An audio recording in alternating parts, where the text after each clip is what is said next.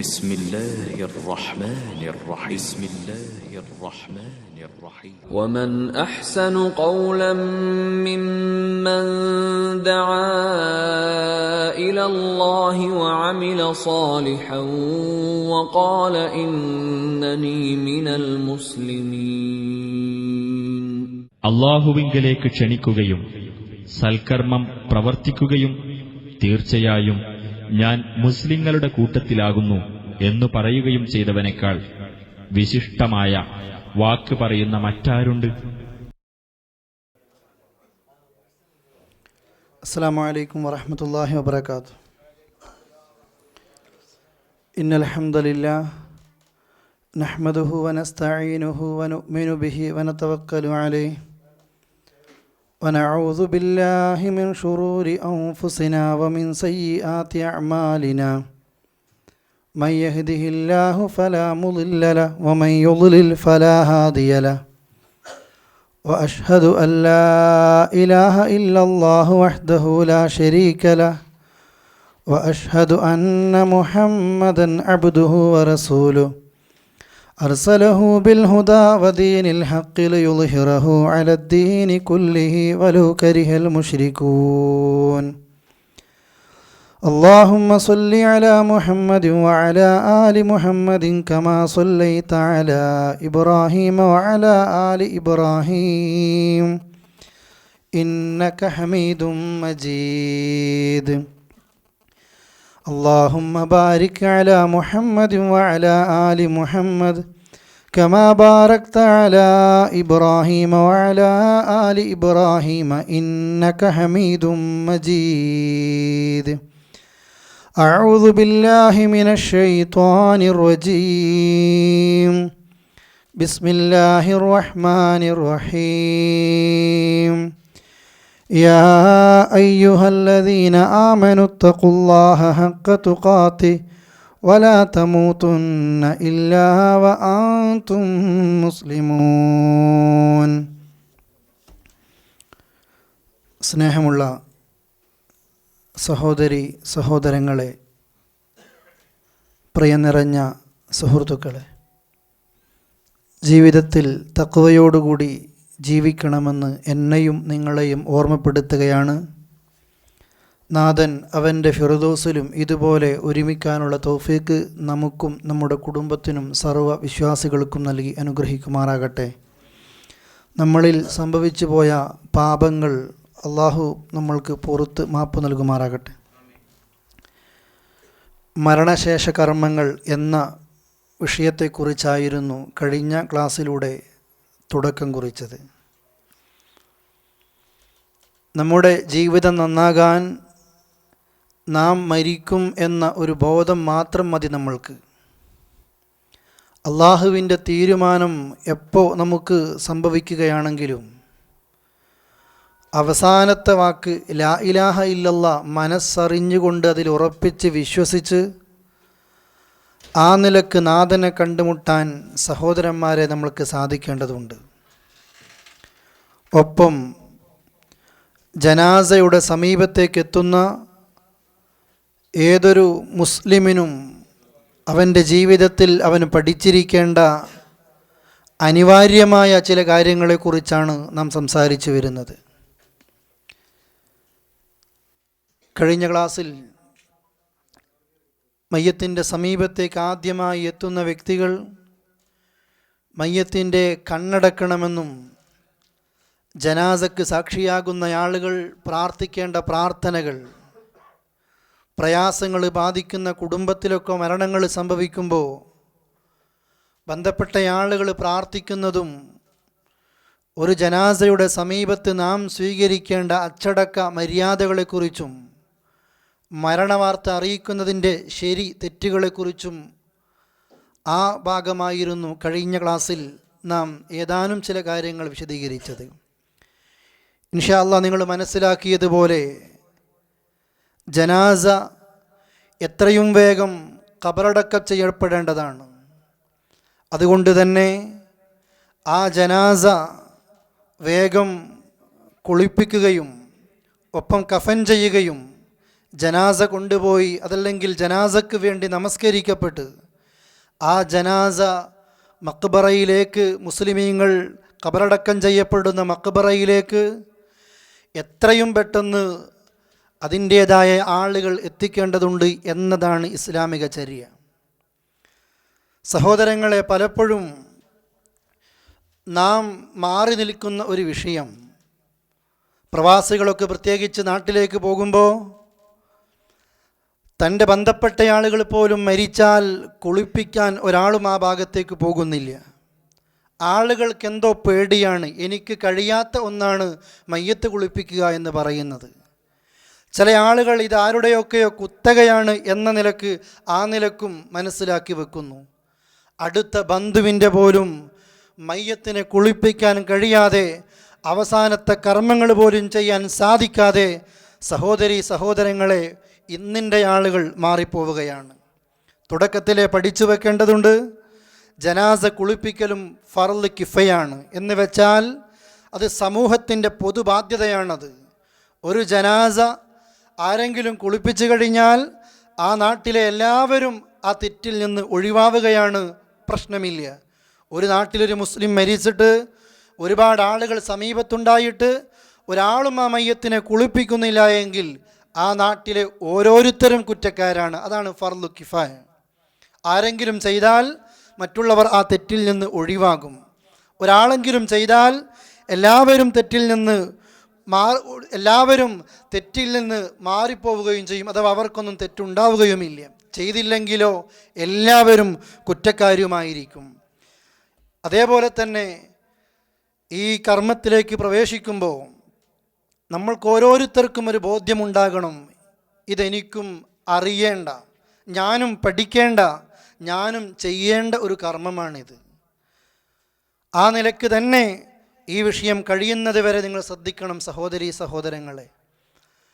മയ്യത്ത് കുളിപ്പിക്കേണ്ടത് നബി സല്ലല്ലാഹു അലൈഹി വസല്ലമ പഠിപ്പിച്ച നിലക്ക് മയ്യത്ത് കുളിപ്പിക്കാൻ അറിയാവുന്ന ആ മയ്യത്തിൻ്റെ അടുത്ത ബന്ധുക്കൾ തന്നെയാണ് അതിലേക്ക് മുന്നിട്ടിറങ്ങേണ്ടത്.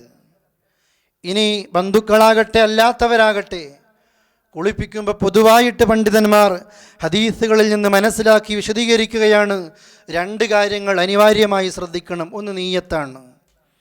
ഞാൻ ഈ മയ്യത്ത് കുളിപ്പിക്കുന്നത്, ഈ നാട്ടിൽ എനിക്കാണിതൊക്കെ അറിയുന്നത്, ഞാനാണ് ഈ ഭാഗങ്ങളിലൊക്കെ മുന്നിട്ടിറങ്ങുന്നത്, സമൂഹത്തിന് ഉപകരിക്കുന്ന സാമൂഹ്യക്ഷേമ പ്രവർത്തനങ്ങളിലേക്ക് ഞാനും എൻ്റെ സംഘടനയും ഇതിൻ്റെ ആളുകളും ഈ നാടുകളിലൊക്കെ ഗൾഫ് രാജ്യങ്ങളിലൊക്കെ ഇത് കാണാവുന്നതാണ്. ഇതുമായി ബന്ധപ്പെട്ട് പ്രവർത്തിക്കുന്ന ആളുകൾ, അത് വല്ലാത്തൊരു കൂലി കിട്ടുന്ന കാര്യമാണ്. എന്നാൽ നമ്മുടെ ഉദ്ദേശമെങ്ങാനും ദുനിയാവിലെ ആളുകളുടെ താല്പര്യമാണെങ്കിൽ ഒരുപാട് കൂലി കിട്ടുന്ന ഈ വിഷയം സഹോദരങ്ങളെ ഈ നന്മ ചെയ്തുകൊണ്ട് നാളെ പടച്ച റബ്ബിൻ്റെ കോടതിയിൽ നരകത്തിലേക്ക് വലിച്ചെറിയപ്പെടേണ്ടി വരും. എന്തുകൊണ്ടാ? നിയ്യത്ത് മാറിപ്പോയിട്ടുണ്ട്. ആളുകൾ കാണാനാ, ആളുകൾ കേൾക്കാനാ, ആളുകൾ അറിയാനാ? അതല്ല വേണ്ടത്. ഒന്നാമത് നമ്മൾ ശ്രദ്ധിക്കേണ്ടത് ഏത് വിഷയത്തിലും, വിശിഷ്യ ജനാസ കുളിപ്പിക്കുന്ന വിഷയത്തിൽ, മയ്യത്ത് കുളിപ്പിക്കുന്ന വിഷയത്തിൽ എൻ്റെ നിയ്യത്തായിരിക്കണം നന്നാകേണ്ടത്. രണ്ടാമത് ഐബ് മറക്കലാണ്. റസൂൽ കരീം സല്ലല്ലാഹു അലൈഹി വസല്ലം വിശദീകരിക്കുകയാണ്. ഇമാം ഹാക്കിം ഉദ്ധരിക്കുന്ന ഹദീസിൽ കാണാം, മൻ ഗസ്സല മയ്യിതൻ ഫകതമ അലൈഹി ഗഫറല്ലാഹു ലഹു 40 മറ.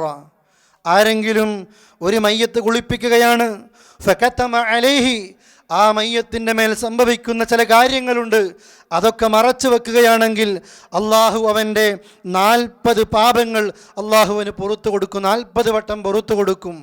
മറ്റൊരു ഹദീസിൽ കാണാം, ആരെങ്കിലും ഒരു മയ്യത്തിനെ കുളിപ്പിച്ച് അവൻ്റെ ആ മയ്യത്തിലെ ന്യൂനതകളൊക്കെ മറച്ചു വെക്കുമ്പോൾ 40 കബീറ, 40 വൻപാപങ്ങളാണ് അള്ളാഹു തആല പുറത്തു കൊടുക്കുന്നത്. ഇമാം തൊബറാനിയുടെ റിപ്പോർട്ടാണ്. 40 പാപങ്ങൾ പുറത്തു കൊടുക്കുമെന്നും 40 വൻപാപങ്ങളാണ് എന്നും. അതോടൊപ്പം തന്നെ ഇമാം അഹ്മദിൻ്റെ ഹദീസിൽ കാണാം, മൻ ഗസ്സല മയ്യിതൻ ഫഅദ്ദാ ഫീഹിൽ അമാന. ഏറ്റവും ഗൗരവമുള്ളൊരു വിഷയമാണിത്. താൻ കുളിപ്പിക്കുന്ന മയ്യത്ത്, ആരാണോ മയ്യത്ത് കുളിപ്പിക്കാൻ മുന്നിട്ടിറങ്ങുന്നത്, ആ മയ്യത്ത് കുളിപ്പിക്കുമ്പോൾ ഫഅദ്ദാ ഫീഹിൽ അമാന, അമാനത്ത് കൃത്യമായി പൂർത്തിയാക്കുകയാണ്. വലം യുഫ്ഷി അലൈഹി മാ യകൂനു മിൻഹു ഇൻദ ദാലിക്, ആ മയ്യത്തിൻ്റെ മുകളിൽ കാണുന്ന ഏതെങ്കിലും ആളുകൾ അറിയുന്നത്, ഏതെങ്കിലും വ്യക്തികൾ അതറിയുന്നത് വെറുക്കപ്പെട്ടതോ അനിഷ്ടകരമായതോ ആ മയ്യത്തിൻ്റെ ശരീരത്തിൽ എന്തെങ്കിലും കാണുകയാണെങ്കിൽ അതൊക്കെ മറച്ചു വെച്ച് അമാനത്ത് നിർവഹിച്ചിട്ടാണ് ഈ കുളിപ്പിക്കൽ കർമ്മം അവൻ ചെയ്യുന്നതെങ്കിൽ ഖറജ മിൻ ദുനൂബിഹി, അവൻ്റെ പാപങ്ങളൊക്കെ അതിലൂടെ പുറത്തു പോവുകയാണ്. എത്രയാണ് ഗൗരവം സഹോദരങ്ങളെ! നിയ്യത്ത് നന്നാകണം. 2, മനുഷ്യരാണ്, അബദ്ധങ്ങൾ ചെയ്യുന്നവരാണ്. അതുപോലെ തന്നെ അള്ളാഹുവെ കണ്ടുമുട്ടുന്ന സമയത്ത് മരണം തൻ്റെ ശരീരത്തിൽ, മരണത്തിൻ്റെ മലക്കുകൾ തൻ്റെ ശരീരത്തിലേക്ക് പ്രവേശിച്ച് അബദ്ധങ്ങളും കുറ്റങ്ങളും തെറ്റുകളും ചെയ്ത് തൗബയില്ലാത്ത മനസ്സുമായിട്ടാണ് മരിക്കുന്നതെങ്കിൽ അള്ളാഹുവിൻ്റെ മാലാകമാർ യളിരിബൂന വുജൂഹഹും വസുദൂറഹും, പുറത്തും മുഖത്തും അടിച്ചുകൊണ്ട് പ്രഹരങ്ങൾ ഏൽപ്പിച്ചുകൊണ്ട് റൂഹിനെ പറിച്ചെടുക്കുന്ന രംഗത്ത് അള്ളാഹുവെ ഒരല്പസമയം കൂടി ദുനിയാവിലേക്ക് നീ എന്നെ ഒന്നുകൂടി മടക്കിത്തരൂ എന്ന് റബ്ബിനോട് പറയുമ്പോൾ ഒരക്ഷരം എന്നോട് മിണ്ടിപ്പോകരുത്. ഇലാ റബ്ബിക യൗമ ഇദ്നിൽ മസാഖ്, നിന്റെ റബ്ബിങ്കിലേക്ക് നിന്നെ തെളിച്ചു കൊണ്ടുപോകുന്ന ദിവസമാണ് എന്ന് കരുണ തൊട്ടു തീണ്ടിയിട്ടില്ലാത്ത മലക്കുകളുടെ മറുപടി കേൾക്കുന്ന ആ സമയം, സഹോദരങ്ങളെ, കഴിയാത്ത താങ്ങാനാകാത്ത വേദനകൾ സഹിച്ചുകൊണ്ട് കടിച്ചമർത്തിക്കൊണ്ട് റബ്ബിങ്കിലേക്ക് യാത്രയായി പോകുന്നു. ആ മനുഷ്യൻ മയ്യിത്താകുമ്പോൾ സ്വാഭാവികമായും കുളിപ്പിക്കുന്ന സമയങ്ങളിൽ ഒരുപക്ഷെ കാണാനോ അതല്ലെങ്കിൽ ആ സമയത്ത് കുളിപ്പിക്കുന്ന വ്യക്തികൾക്ക് അനിഷ്ടകരമായ ഏതെങ്കിലും നിലയ്ക്ക് എന്തെങ്കിലും സംഭവിക്കും. കുളിപ്പിക്കുന്ന ആളുകൾ ശ്രദ്ധിക്കേണ്ട വിഷയം, തനിക്ക് അമാനത്ത് കാത്തു സൂക്ഷിക്കാൻ കഴിവുണ്ടാകണം. ഒരാളോടും ഇത് പറയാതെ, അനിഷ്ടകരമായിട്ട് തോന്നാതെ. അതുകൊണ്ടാണ് പറഞ്ഞത് ഏറ്റവും നല്ലത് അടുത്ത ബന്ധുക്കൾ തന്നെ കുളിപ്പിക്കലാണ്. മറ്റുള്ള ആളുകൾ പുറത്തു നിന്ന് വന്ന് നമ്മൾ ഈ വിഷയം പഠിക്കാൻ തയ്യാറാകുന്നില്ല, കുളിപ്പിക്കാൻ നേതൃത്വം നൽകാൻ കഴിയുന്നില്ല, ആ ഭാഗത്തേക്ക് നമ്മൾ പോകുന്നില്ല. മറ്റുള്ളവരൊക്കെ വന്ന് എൻ്റെ ഭാര്യയുടെ, എൻ്റെ ഭർത്താവിൻ്റെ, എൻ്റെ കുടുംബത്തിൻ്റെ, ഉമ്മയുടെ, ഉപ്പയുടെ ആ നിലക്കുള്ള അയബുകൾ പുറത്തറിയുന്നതിനേക്കാൾ നമുക്ക് നല്ലത് പ്രിയപ്പെട്ടവരെ, എൻ്റെ പൊന്നുപ്പയെ, പൊന്നു ബാപ്പയെ, കുടുംബക്കാരെ എനിക്ക് തന്നെ കുളിപ്പിക്കലാണ്. അങ്ങനെ കുളിപ്പിക്കുമ്പോൾ ആ മയ്യത്തിൻ്റെ ന്യൂനതകളെ മറച്ചു വെച്ചുകൊണ്ട് ആരെങ്കിലും കുളിപ്പിക്കുകയാണെങ്കിൽ അവൻ്റെ തെറ്റുകളൊക്കെ അള്ളാഹു തആല പുറത്തു കൊടുക്കുകയാണ്. കാരണം മൻ സതറ മുസ്ലിമ സതറഹുല്ലാഹു ഫിദ്ദുനിയ വൽ ആഖിറ. ഒരു മുസൽമാൻ്റെ ന്യൂനത അവൻ്റെ ജീവിതകാലത്തും മരണകാലത്തും ആരെങ്കിലും മറച്ചു വെക്കുകയാണെങ്കിൽ നാളെ റബ്ബിൻ്റെ കോടതിയിൽ ഇവൻ്റെ തെറ്റുകളും അള്ളാഹു തആല ആ നിലക്ക് അവന് മറച്ചു വെച്ച് കൊടുക്കുകയാണ്. അതുകൊണ്ട് സഹോദരന്മാരെ, ഏത് സമയത്തും നമ്മളൊക്കെ ശ്രദ്ധിക്കുക, ഈ നിലക്ക് ന്യൂനതകൾ മറച്ചു വെക്കേണ്ടതുണ്ട്. നിയ്യത്ത് നന്നാകണം, ന്യൂനതകൾ മറച്ചു വെക്കണം. സ്വാഭാവികമായും മയ്യത്തിൻ്റെ ശരീരത്തിൽ ഇതൊക്കെ കാണുക അത് സാധ്യമാണ്. എന്നാൽ ഹബീബായ റസൂൽ കരീം സല്ലല്ലാഹു അലൈഹി വസല്ലമയുടെ ജനാസയെക്കുറിച്ച് അലി ഇബ്നു അബീ ത്വാലിബ് റളിയല്ലാഹു അൻഹു പറയുന്നു, ഞാൻ ഫലമ്മ ഗസ്സല നബിയ സല്ലല്ലാഹു അലൈഹി വസല്ലം ذهب يلتمس من الميت فلم يجده فقال بأبي طيب طبت حيا وطبت ميتا. ഇമാം ഇബ്നു മാജയാണ് ഹദീസ് റിപ്പോർട്ട് ചെയ്യുന്നത്. അള്ളാഹുവിൻ്റെ റസൂലിൻ്റെ ജനാസ കുളിപ്പിക്കാൻ ഞങ്ങൾ നേതൃത്വം നൽകിയപ്പോൾ അവിടുത്തെ ഷറഫാക്കപ്പെട്ട ശരീരത്തെ കുളിപ്പിക്കുമ്പോൾ ഒരു ന്യൂനതയും ഒരു നിലക്കുള്ള ഏതെങ്കിലും നിലക്കുള്ള ദുർവാസനയോ ഏതെങ്കിലും കാണാൻ പ്രയാസകരമുണ്ടാക്കുന്ന കാഴ്ചകളോ അവിടുത്തെ ഷറഫാക്കപ്പെട്ട ശരീരത്തിൽ കാണാൻ കഴിഞ്ഞിട്ടില്ല. തിബ്ത ഹയ്യം വതിബ്ത മയ്യിത്ത, ഏറ്റവും ത്വയ്യിബായിക്കൊണ്ട് ജീവിതകാലത്തും ഏറ്റവും ത്വയ്യിബായിക്കൊണ്ട് തന്നെയാണ് അവിടുത്തെ മരണശേഷവുമെന്ന് മഹാനായ അലി റളിയല്ലാഹു അൻഹു വിശദീകരിക്കുകയാണ്. സാന്ദർഭികമായി സൂചിപ്പിച്ചതാണ്. അല്ലാത്തവരിലൊക്കെ പ്രിയപ്പെട്ടവരെ, ന്യൂനതകളും കുറവുകളും ഏതെങ്കിലും നിലയ്ക്ക് വിമ്മിഷ്ടകരമായ കാഴ്ചകളും കാണുമ്പോഴത്തേക്ക് അതൊരാളോട് പോലും പറയാൻ കഴിയാതെ ആ അമാനത്ത് കാത്തു സൂക്ഷിച്ചുകൊണ്ട് അത് മറച്ചു വെച്ചുകൊണ്ടായിരിക്കണം മയ്യത്തിനെ കുളിപ്പിക്കാൻ നേതൃത്വം നൽകുന്ന ആളുകൾ ശ്രദ്ധിക്കേണ്ടത്. ഇനിയോ ആരാണ് മയ്യത്ത് കുളിപ്പിക്കേണ്ടത്? ഞാൻ ആമുഖമായി സൂചിപ്പിച്ചു, പ്രവാചക ചര്യ അറിയുന്ന വ്യക്തികളാണ് കുളിപ്പിക്കേണ്ടത്. അതും കുടുംബത്തിലെ അടുത്ത ബന്ധത്തിലെ ആളുകളുണ്ടെങ്കിൽ ആ നിലക്കാണ് കുളിപ്പിക്കേണ്ടത്. ഒപ്പം ഒരു പുരുഷനാണ് കുളിപ്പിക്കേണ്ടത്. ഒരു പുരുഷൻ ആ ജനാസ അതാണാണ്, പുരുഷനാണ് എങ്കിൽ ഒരു പുരുഷനാണ് ആ ജനാസയെ കുളിപ്പിക്കേണ്ടത്. ഇനി മയ്യത്ത് സ്ത്രീയാണ് എങ്കിൽ സ്ത്രീയാണ് ആ മയ്യത്തിനെ കുളിപ്പിക്കേണ്ടത്. എന്നാൽ ഭാര്യയ്ക്ക് ഭർത്താവിനെ കുളിപ്പിക്കാൻ പറ്റുമോ? ഭർത്താവിന് ഭാര്യയെ കുളിപ്പിക്കാൻ പറ്റുമോ? നമ്മുടെയൊക്കെ നാടുകളിൽ വലിയൊരു വിവാദമായി മാറിയ വിഷയമാണ്. അതല്ലെങ്കിൽ ഏതെങ്കിലും നിലക്ക് പ്രഖ്യാപിക്കുകയാണ്, മരണത്തോടുകൂടി ഭാര്യയും ഭർത്താവും തമ്മിൽ അന്യ സ്ത്രീയും അന്യപുരുഷനുമായി മാറിക്കഴിഞ്ഞു. ഭർത്താവ് മരിക്കുന്നതോടുകൂടി ഭാര്യയ്ക്ക് ആ മയ്യത്ത് കാണാൻ പാടില്ല, അത് അന്യപുരുഷനായി മാറിക്കഴിഞ്ഞു. കുളിപ്പിക്കാൻ പാടില്ല, അന്യപുരുഷനായി മാറിക്കഴിഞ്ഞു. ഭാര്യയെ കാണാൻ പാടില്ല, അന്യ സ്ത്രീയായി മാറിപ്പോയി എന്നൊക്കെയുള്ള വാദങ്ങളും പ്രചാരണങ്ങളും സഹോദരങ്ങളെ നമ്മുടെയൊക്കെ നാടുകളിലേക്ക് പോകുമ്പോൾ മഹല്ലുകളിൽ കാണാൻ കഴിയും. എന്താണ് പ്രമാണങ്ങൾ പറയുന്നത്? ഞാൻ പറഞ്ഞു, പുരുഷനെ പുരുഷനാണ് കുളിപ്പിക്കേണ്ടതെങ്കിലും സ്ത്രീയെ സ്ത്രീയാണ് കുളിപ്പിക്കേണ്ടതെങ്കിലും ഒരു ഭാര്യയ്ക്ക് ഭർത്താവിനെ കുളിപ്പിക്കാൻ അനുവാദമുണ്ട്. ഒരു ഭർത്താവിന് ഭാര്യയെ കുളിപ്പിക്കാൻ അനുവാദമുണ്ട്. നോക്കൂ നിങ്ങൾ, ഇമാം ബുഖാരി തന്നെ ഉദ്ധരിക്കുന്ന ഹദീസിൽ കാണാം, ആയിഷ റളിയല്ലാഹു അൻഹ പറയാണ്, ബഖീഉൽ അർഖദിൽ, മദീനത്തെ പള്ളിയുടെ ചാരത്തുള്ള ഖബർസ്ഥാൻ, ആ ബഖീഉൽ അർഖദിൽ ഒരു അൻസാരിയുടെ മയ്യത്ത് നമസ്കാരം കഴിഞ്ഞ് നബി സല്ലല്ലാഹു അലൈഹി വസല്ലമ എൻ്റെ വീട്ടിലേക്ക് വരികയാണ്. അഥവാ റസൂലുള്ളാഹിയുടെ ജീവിതത്തിൻ്റെ അവസാന സന്ദർഭമാണത്. ആ സമയത്ത് റസൂലുള്ള വീട്ടിലേക്ക് വരുമ്പോൾ അവിടുന്ന് ഞാനിങ്ങനെ പറയാണ്, എനിക്ക് എന്തൊരു തലവേദനയാ, എൻ്റെ തലവേദന എന്ന് ഞാനിങ്ങനെ തലവേദന വന്ന് പിടയുന്ന സമയത്താണ് നബി സല്ലല്ലാഹു അലൈഹി വസല്ലമ വീട്ടിലേക്ക് വന്നിട്ട് പറയുന്നത്, ആയിഷ ബൽ അന വാറസാ, ആയിഷ എൻ്റെ തല അഥവാ ശക്തമായ തലവേദനയുമായിട്ടാണ് നബി സല്ലല്ലാഹു അലൈഹി വസല്ലമ വീട്ടിലേക്ക് വരുന്നത്.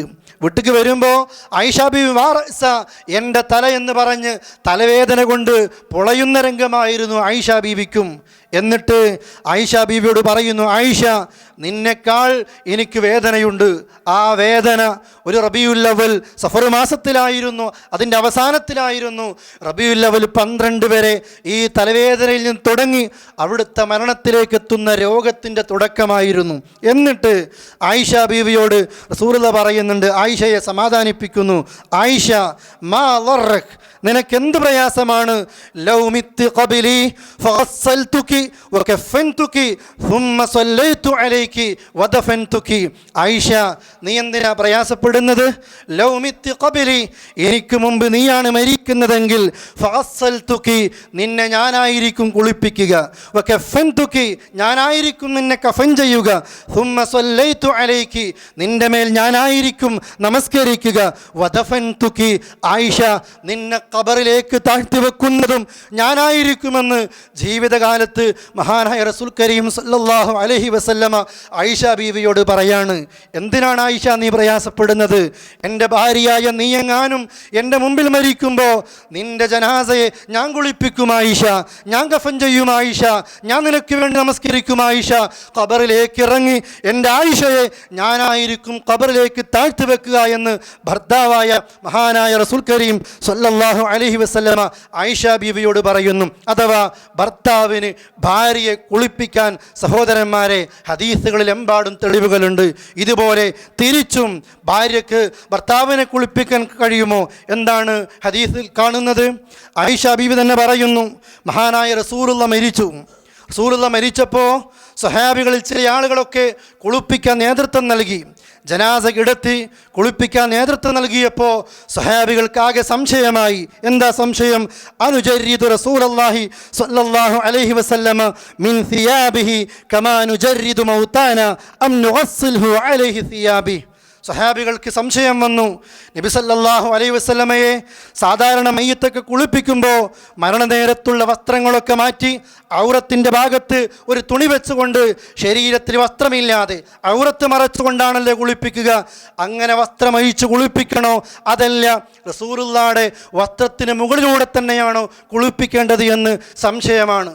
ഒന്നും മനസ്സിലാകുന്നില്ല, എന്ത് ചെയ്യണമെന്നറിയുന്നില്ല. ആ സംശയത്തിൽ നിൽക്കുമ്പോൾ എല്ലാവരും ഇങ്ങനെ കൺഫ്യൂഷൻ നിൽക്കുകയാണ്. എന്ത് ചെയ്യണമെന്നറിയുന്നില്ല. വസ്ത്രമടിച്ച് കുളിപ്പിക്കണോ അതല്ല വസ്ത്രത്തിൻ്റെ മുകളിലൂടെ കുളിപ്പിക്കണോ? ആ സംശയം ഇങ്ങനെ തീരാതിരിക്കുമ്പോൾ അഭിപ്രായ വ്യത്യാസത്തിൽ എന്ത് ചെയ്യണമെന്നറിയാത്ത സമയത്ത് അൽഖല്ലാഹു അലൈഹിമുൻ നൗം, അല്ലാഹു തആല കുളിപ്പിക്കുന്ന സഹാബികൾക്കൊക്കെ ഒരു ഉറക്ക് നൽകുകയാണ്.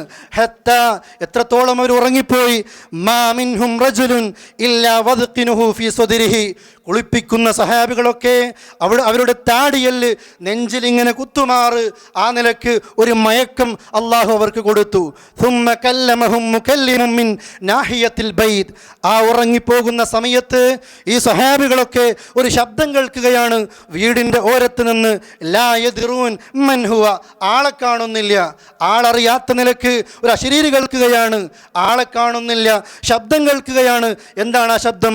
അൽഉസുലുൻ നബിയ സല്ലല്ലാഹു അലൈഹി വസല്ലം വഅലൈഹി സിയാബി, റസൂലുള്ളാഹിയുടെ വസ്ത്രം അഴിക്കേണ്ടതില്ല, വസ്ത്രം മാറ്റേണ്ടതില്ല, ആ വസ്ത്രത്തിന് മുകളിലൂടെ തന്നെ കുളിപ്പിക്കണമെന്നുള്ള ശബ്ദം കേൾക്കുന്നു. ഫഖാമു ഇലാ റസൂലില്ലാഹ്, എന്നിട്ട് അവരെ എഴുന്നേൽക്കുന്നു. ആ വസ്ത്രത്തിന് മുകളിലൂടെ തന്നെ വെള്ളമൊഴിച്ച് ആ കേട്ട ശബ്ദത്തിനനുസരിച്ച് കൊണ്ട് തന്നെയാണ് അവർ റസൂലുള്ളാഹിയുടെ ആ ശറഫാക്കപ്പെട്ട ശരീരം കുളിപ്പിക്കുന്നത്.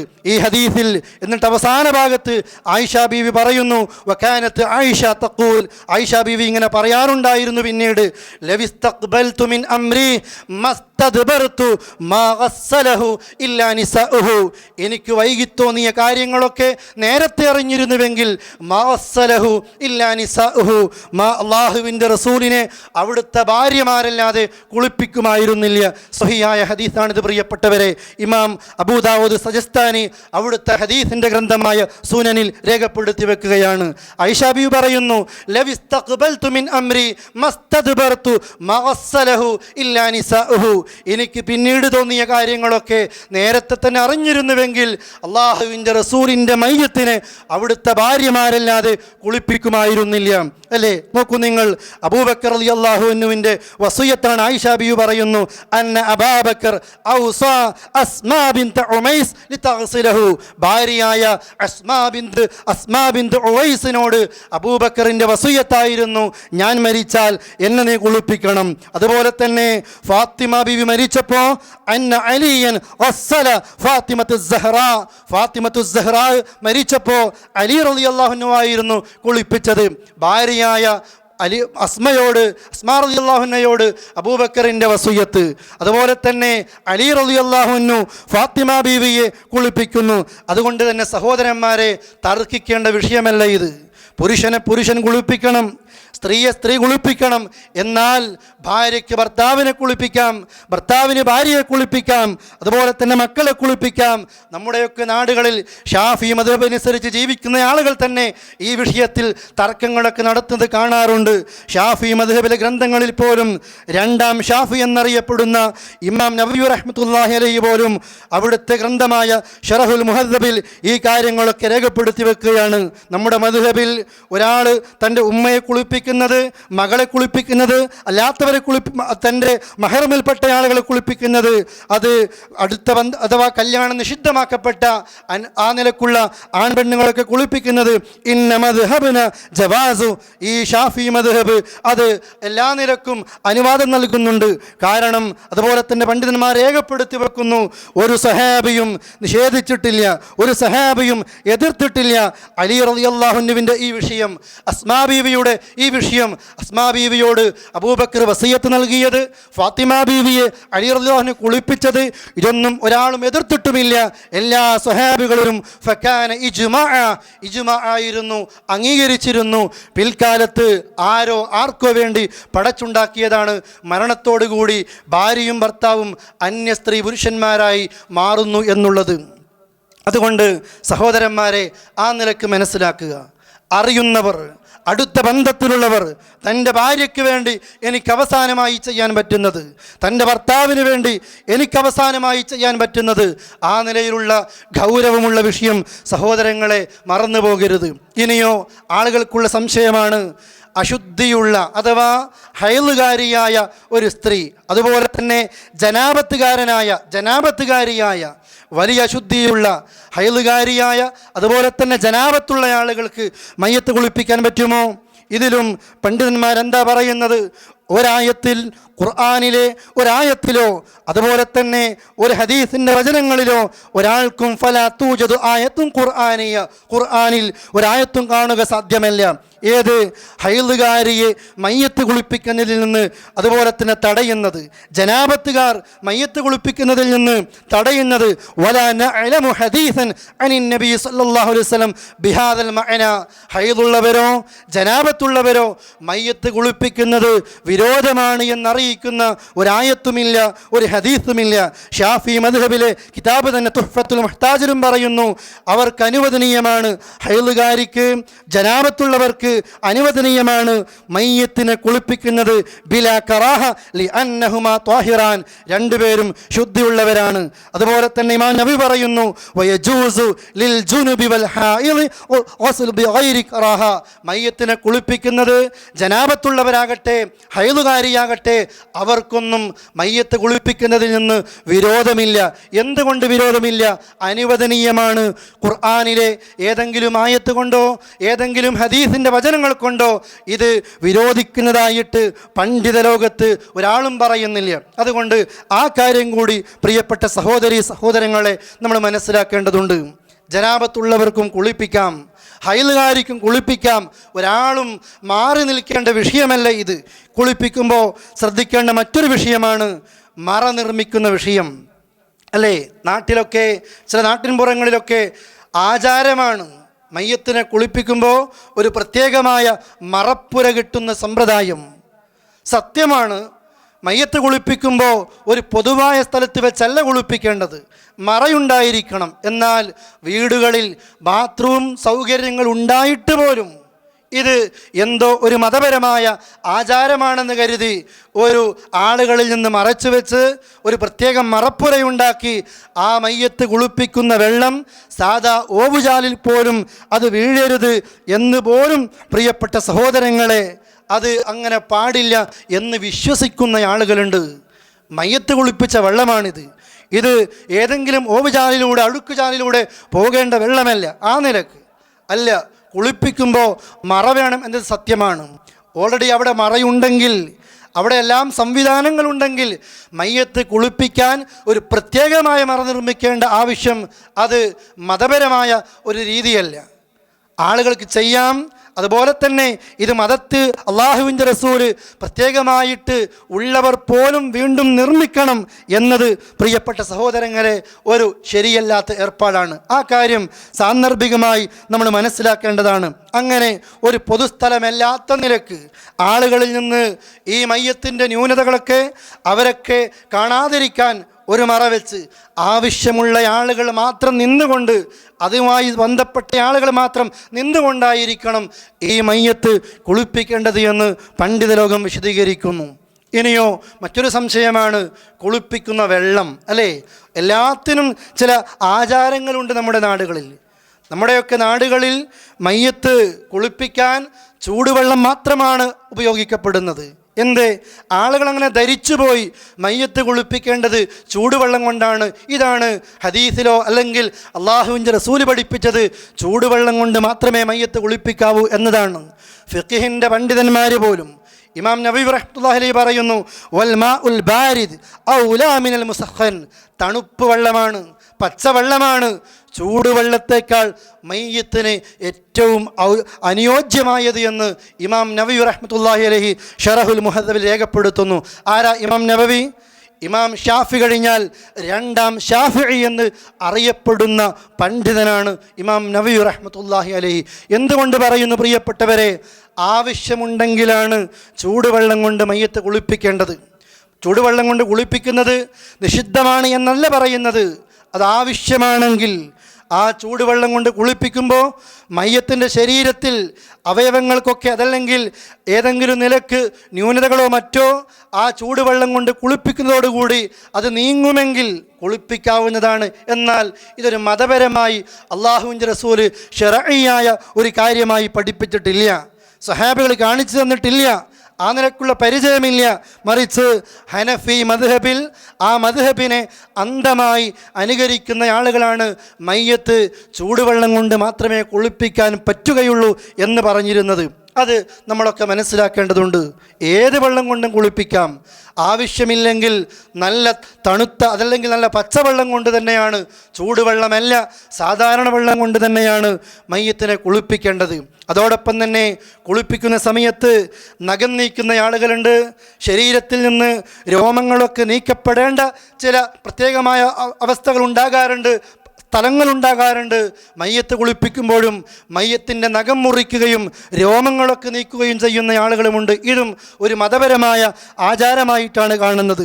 ഇമാം ഷാഫിയും ഇമാം നവവിയുമൊക്കെ ഈ വിഷയത്തിൽ പറയാണ്. ഇമാം ഷാഫിയുടെ ഉമ്മിൽ കാണാം, ഇത് ഒരു നിർബന്ധമുള്ള വിഷയമല്ല, ഇത് കറാഹത്തുമല്ല, സുന്നത്തുമല്ല, അങ്ങനെ ഹദീസുകൾ വന്നിട്ടുമില്ല, ആവശ്യവുമില്ല. അതുപോലെ തന്നെ ഇമാം നവവിയും പറയുന്നു, വലം യസിഹ് അനി നബി സല്ലല്ലാഹു അലൈഹി വസല്ലം വസ്സഹാബ ഫീ ഹാദാ ഷൈഉൻ, നബിയിൽ നിന്നോ സ്വഹാബിയിൽ നിന്നോ ഈ വിഷയവുമായി ബന്ധപ്പെട്ട് ഒന്നും വന്നിട്ടില്ല. നീക്കണമെന്നും വന്നിട്ടില്ല, നഖം മുറിക്കേണ്ടതില്ല എന്നും വന്നിട്ടില്ല. ആ നിലക്ക് അള്ളാഹുവിൻ്റെ റസൂൽ സംസാരിച്ചിട്ടില്ല. ഇത് സുന്നത്തല്ല, നിർബന്ധമല്ല, ഒരാചാരമല്ല. ആ നിലക്ക് പ്രിയപ്പെട്ടവരെ, ആ നിലക്ക് കാര്യങ്ങൾ ശ്രദ്ധിക്കേണ്ടതുണ്ട്. ആ മയ്യത്തിനെ കുളിപ്പിക്കുക, ആ മയ്യത്തിനെ കുളിപ്പിച്ച് കഴിഞ്ഞ് കഫൻ ചെയ്യുക എന്നതാണ് നമ്മൾ ശ്രദ്ധിക്കേണ്ടത്. ഒപ്പം സാന്ദർഭികമായി സൂചിപ്പിക്കുന്നു പ്രിയപ്പെട്ടവരെ, നിങ്ങൾ കേട്ടല്ലോ എന്തുകൊണ്ട് ഇതൊക്കെ ചെയ്യേണ്ടി വരുന്നു. അള്ളാഹുവിൻ്റെ റസൂൽ കരീം സ്വല്ലല്ലാഹു അലൈഹി വസല്ലം ജീവിതത്തിൽ നമ്മൾക്കൊരു ചിട്ട പഠിപ്പിച്ചിട്ടുണ്ട്. ഒരു മുസ്ലിം ഇന്നല്ലാഹ യുഹിബ്ബുത് തവ്വാബീന വയുഹിബ്ബുൽ മുതതഹിരീൻ, തൗബ ചെയ്യുന്നവരെയാണ് അള്ളാഹു ഇഷ്ടപ്പെടുന്നത്, ശുദ്ധിയുള്ളവരെയാണ് അള്ളാഹു ഇഷ്ടപ്പെടുന്നത്. മനസ്സിൽ തെറ്റുകൾ വന്ന് പാപത്തിൻ്റെ കറകൾ തൗബയിലൂടെ കഴുകുന്ന ഒരാളെ അള്ളാഹുവിന് ഇഷ്ടമാണ്. ഒപ്പം ശരീരത്തെ ശുദ്ധീകരിക്കുന്ന ആളുകൾ, തൻ്റെ മുടി ചെയ്യുന്ന, താടി ചെയ്യുന്ന, അതൊക്കെ ആളുകൾ കാണുന്ന വൃത്തികേടുകളിൽ നിന്ന് വൃത്തിയാക്കുന്ന, തൻ്റെ വസ്ത്രം നന്നാക്കുന്ന, വീട് നന്നാക്കുന്ന ഒരവസ്ഥ പ്രിയപ്പെട്ടവരെ, ആ ശുദ്ധി നമുക്ക് എപ്പോഴും വേണം. അതാണ് അള്ളാഹുവിൻ്റെ റസൂല് നമ്മെ പഠിപ്പിക്കുന്നത്. അള്ളാഹുവിന് അവരെയാണ് ഇഷ്ടം. വുളൂഇൻ്റെ സന്ദർഭങ്ങളിലൊക്കെ നിങ്ങൾക്ക് പ്രയാസമില്ല എങ്കിൽ മിസ്വാക്ക് ചെയ്യുന്നത് ഞാൻ നിങ്ങൾക്ക് നിർബന്ധമാക്കുമായിരുന്നു എന്ന് പറയുമ്പോൾ എത്രത്തോളം ശുദ്ധിയുണ്ട്. ഒരു യാത്ര കഴിഞ്ഞ് റസൂലുള്ള വീട്ടിലേക്ക് വരുമ്പോൾ ആദ്യം വീട്ടിൽ കയറിയാൽ ആദ്യം പള്ളിയിൽ പോയി 2 നമസ്കരിക്കും, പിന്നീട് വീട്ടിൽ കയറും. ഭാര്യയോട് സംസാരിക്കുന്നതിന് മുമ്പ് തൻ്റെ പല്ല് തേച്ച് വൃത്തിയാക്കിയിട്ടായിരുന്നു സംസാരം ആരംഭിക്കുന്നത്. അത്രയും ശുദ്ധി പഠിപ്പിക്കപ്പെട്ട മതത്തിൻ്റെ അനുയായികളാണ് നമ്മളൊക്കെ ഒന്ന് ചിന്തിക്കണം സഹോദരി സഹോദരങ്ങളെ. ഇന്നുറങ്ങി നാളെ നേരം വെളുക്കുമ്പോൾ നമ്മളെങ്ങാനും മരിച്ചാൽ എൻ്റെ ജനാസയെ കുളിപ്പിക്കേണ്ട വ്യക്തികൾ, എൻ്റെ മയ്യത്തിനെ കഫൻ ചെയ്യേണ്ട വ്യക്തികൾ, എൻ്റെ കുടുംബത്തിൽപ്പെട്ടവരോ എൻ്റെ കൂട്ടുകാരോ എൻ്റെ ജനാസയെ കുളിപ്പിക്കുമ്പോൾ എൻ്റെ ശരീരത്തിൽ ഏതെങ്കിലും നിലക്ക് ഒരു മോശപ്പെട്ട വസ്തുക്കൾ കാണുമ്പോൾ എന്തായിരിക്കും നമ്മെക്കുറിച്ച് പറയുന്നത്? നമ്മുടെ വീട്ടിലേക്ക് അവർ വരുമ്പോൾ, എൻ്റെ മയ്യത്ത് കാണാൻ വേണ്ടി വരുമ്പോൾ, എൻ്റെ ജനാസക്ക് അതുമല്ലെങ്കിൽ ആളുകളൊക്കെ ഒരുമിച്ച് കൂടുമ്പോൾ, എൻ്റെ വീടിൻ്റെ വൃത്തിയുടെ കോലം കാണുമ്പോൾ എന്തായിരിക്കും ആളുകൾ പറയാം? സാന്ദർഭികമായി സൂചിപ്പിക്കുകയാണ്, ഏത് സമയത്തും ഒരു മുസ്ലിം എന്ന നിലക്ക് വൃത്തിയും വെടിപ്പോടുകൂടി നമ്മുടെ ശരീരത്തെ കാത്തു സൂക്ഷിക്കേണ്ടതുണ്ട്. ഞാൻ മരിച്ചാൽ എൻ്റെ മയ്യത്ത് കുളിപ്പിക്കുമ്പോൾ ഒരാൾക്കും എന്നിൽ നിന്നും ഇതുപോലത്തെ ഈ നിലക്ക് അവർക്കിഷ്ടപ്പെടാത്ത നിലക്ക് വൃത്തിയാക്കേണ്ട ഭാഗം വൃത്തിയാക്കാതെ, മുറിക്കേണ്ട ഭാഗം നഖം മുറിക്കേണ്ടത് മുറിക്കാതെ ആളുകൾ മയ്യത്ത് കുളിപ്പിക്കുമ്പോൾ പ്രയാസമുള്ള ഒരവസ്ഥ എന്നിൽ നിന്നുണ്ടാകരുത് എന്ന് നമ്മൾ ഓരോരുത്തരും പഠിക്കണം. പറയേണ്ടവരോട് പറയണം, ഉപദേശിക്കേണ്ടവരെ ഉപദേശിക്കണം. പ്രിയപ്പെട്ട സഹോദരങ്ങളെ, ആ നിലക്ക് മനസ്സിലാക്കേണ്ടതുണ്ട്. അപ്പോൾ മയ്യത്തിൻ്റെ നഖമോ അതുപോലെ തന്നെ വൃത്തിയാക്കേണ്ട രോമങ്ങളൊക്കെ ആ സമയത്ത് നീക്കുക എന്നുള്ളത് മതപരമായി അള്ളാഹുവിൻ്റെ റസൂൽ പഠിപ്പിച്ചിട്ടില്ല. അതുപോലെ തന്നെ കുളിപ്പിക്കുന്ന വ്യക്തികൾ പ്രത്യേകം ശ്രദ്ധിക്കേണ്ടത് ഔറത്തിലേക്ക് നേരിട്ട് നോക്കരുത്. ക്ലാസിൻ്റെ 1-ാമത്തെ ഭാഗത്ത് തന്നെ ഞാൻ നിങ്ങളെ സൂചിപ്പിച്ചതാണ്, ഒരു മുസ്ലിമിൻ്റെ ജീവിത സമയത്ത് മാത്രമല്ല മരിച്ചു കഴിഞ്ഞാലും ആദരിക്കപ്പെടേണ്ടതുണ്ട്. കുളിപ്പിക്കുന്ന വ്യക്തികൾ ഔറത്തിൻ്റെ ഭാഗത്തൊക്കെ വൃത്തിയാക്കേണ്ടതുണ്ടാകും. കയ്യിലേതെങ്കിലും നിലക്ക് ശീലയോ അതല്ലെങ്കിൽ ഗ്ലൗസോ മറ്റോ എന്തെങ്കിലും ചുറ്റി നേരിട്ട് ഔറത്തിലേക്ക് നോക്കാതെയായിരിക്കണം ആ ഭാഗങ്ങളൊക്കെ വൃത്തിയാക്കേണ്ടത്. അല്ലേ? ഇതൊക്കെ അതിനോട് ബന്ധപ്പെട്ട് ചെറിയ ചെറിയ കാര്യങ്ങൾ സൂചിപ്പിച്ചു എന്നതേ ഉള്ളൂ പ്രിയപ്പെട്ട സഹോദരങ്ങളെ. എന്നാലും എല്ലാവരും മാറി നിൽക്കുന്നു. എങ്ങനെയാണ് ഈ കുളിപ്പിക്കേണ്ടത്? എന്താണ് ഇതിൽ ശ്രദ്ധിക്കേണ്ടത്? നിങ്ങൾ പഠിച്ചു, ഭാര്യയ്ക്ക് കുളിപ്പിക്കാം, ഭർത്താവിന് കുളിപ്പിക്കാൻ, ഉമ്മയെ മക്കളെയൊക്കെ കുളിപ്പിക്കാം. ഈ നിലക്കുള്ള കാര്യങ്ങളും ശ്രദ്ധിച്ച് കുളിപ്പിക്കുമ്പോൾ പ്രത്യേകമായി ശ്രദ്ധിക്കേണ്ട കാര്യം ഇത്ര മാത്രമേ ഉള്ളൂ. ഉമ്മു അത്തിയ റളിയല്ലാഹു അൻഹ പറയാണ്, റസൂലുള്ളാഹിയുടെ മോള് സൈനബ ബീവി മരിച്ചപ്പോൾ ഞങ്ങളിങ്ങനെ അവിടെ നിൽക്കുന്ന സമയത്ത് ദഖല അലൈന റസൂലുള്ളാഹി സ്വല്ലല്ലാഹു അലൈഹി വസല്ലം, ഞങ്ങൾ ഉമ്മു സൈനബിനെ കുളിപ്പിക്കുമ്പോൾ ഞങ്ങളിലേക്ക് അള്ളാഹുവിൻ്റെ റസൂല് വന്നിട്ട് പറയാണ്, ഇഗ്സിൽനഹാ വിത്റാ, ഇഗ്സിൽനഹാ സലാസൻ ഔ ഖംസൻ ഔ അക്തറ മിൻ ദാലിക്. കുളിപ്പിക്കുമ്പോൾ ഇതാണ് ഒന്ന് ശ്രദ്ധിക്കേണ്ട വിഷയം. സൈനബിനെ കുളിപ്പിക്കുമ്പോൾ നിങ്ങൾ ഇഗ്സിൽനഹാ വിത്റാ, ഒറ്റയാക്കി കുളിപ്പിക്കണേ. അതോടൊപ്പം തന്നെ അത് സലാസ, ഒന്നുകിൽ 3, ഔ ഖംസ, അല്ലെങ്കിൽ 5, അല്ലെങ്കിൽ 7, അല്ലെങ്കിൽ 9. ഇൻഷാ അല്ലാഹ് ഞാനത് വിശദീകരിക്കുന്നുണ്ട്. ഇങ്ങനെ ഒറ്റയാക്കിയിട്ടായിരിക്കണം വെള്ളമൊഴിക്കേണ്ടത്.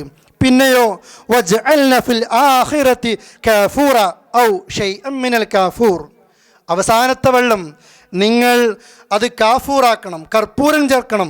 അതല്ലെങ്കിൽ കർപ്പൂരം പോലെയുള്ള അത് വെള്ളത്തിലിങ്ങനെ കലക്കി ആ നിലയ്ക്ക് കർപ്പൂരം ചേർത്ത് കർപ്പൂരം കൊണ്ട് കുളിപ്പിക്കുക. അതുപോലെ തന്നെ അത് ആ നിലക്കുള്ള സുഗന്ധങ്ങൾ ഉപയോഗിച്ചു കൊണ്ടായിരിക്കണം അവസാനമായിട്ട് നിങ്ങൾ കുളിപ്പിക്കേണ്ടത്. അതുപോലെ പറയുന്നു, ഇൻ റഅയ്തുന്ന ബിമാഇൻ വസിദിറിൻ, കുളിപ്പിക്കുന്ന ഘട്ടത്തിൽ താളി ഉപയോഗിച്ചോ അതല്ലെങ്കിൽ ആ നിലയ്ക്ക് താളിയും വെള്ളവും ഉപയോഗിച്ച് നിങ്ങൾ കുളിപ്പിക്കുക. ഇതാണ് ശ്രദ്ധിക്കേണ്ടത്. ഒറ്റയായിട്ടായിരിക്കണം വെള്ളമൊഴിക്കേണ്ടത്. താളിയും അതുപോലെ തന്നെ ആ നിലക്കുള്ള വെള്ളവും ഉപയോഗിക്കുക. അവസാനത്തെ വെള്ളം കർപ്പൂരം ചേർത്തതാകുക. പിന്നെയോ വബ്ദഇന ബിമയാമിനിഹ വമവാദിഇൽ വുളൂ, കുളിപ്പിക്കുമ്പോൾ ഉമ്മു അത്തിയ പറയുന്ന റസൂലുള്ളാഹി ഞങ്ങളോട് പറയാണ്, നിങ്ങൾ ആരംഭിക്കണേ വലതു ഭാഗം കൊണ്ട് ആരംഭിക്കണം, ഒപ്പം വുളൂ ചെയ്യുന്ന ഭാഗങ്ങളെ കൊണ്ടും ആരംഭിക്കണം. ഇതാണൊരു ജനാസയെ കുളിപ്പിക്കുമ്പോൾ അനിവാര്യമായി നാം പഠിക്കേണ്ടത്. ഇത്രയേ ഉള്ളൂ. ഒഴിക്കുന്ന വെള്ളം ഒറ്റയായിരിക്കണം.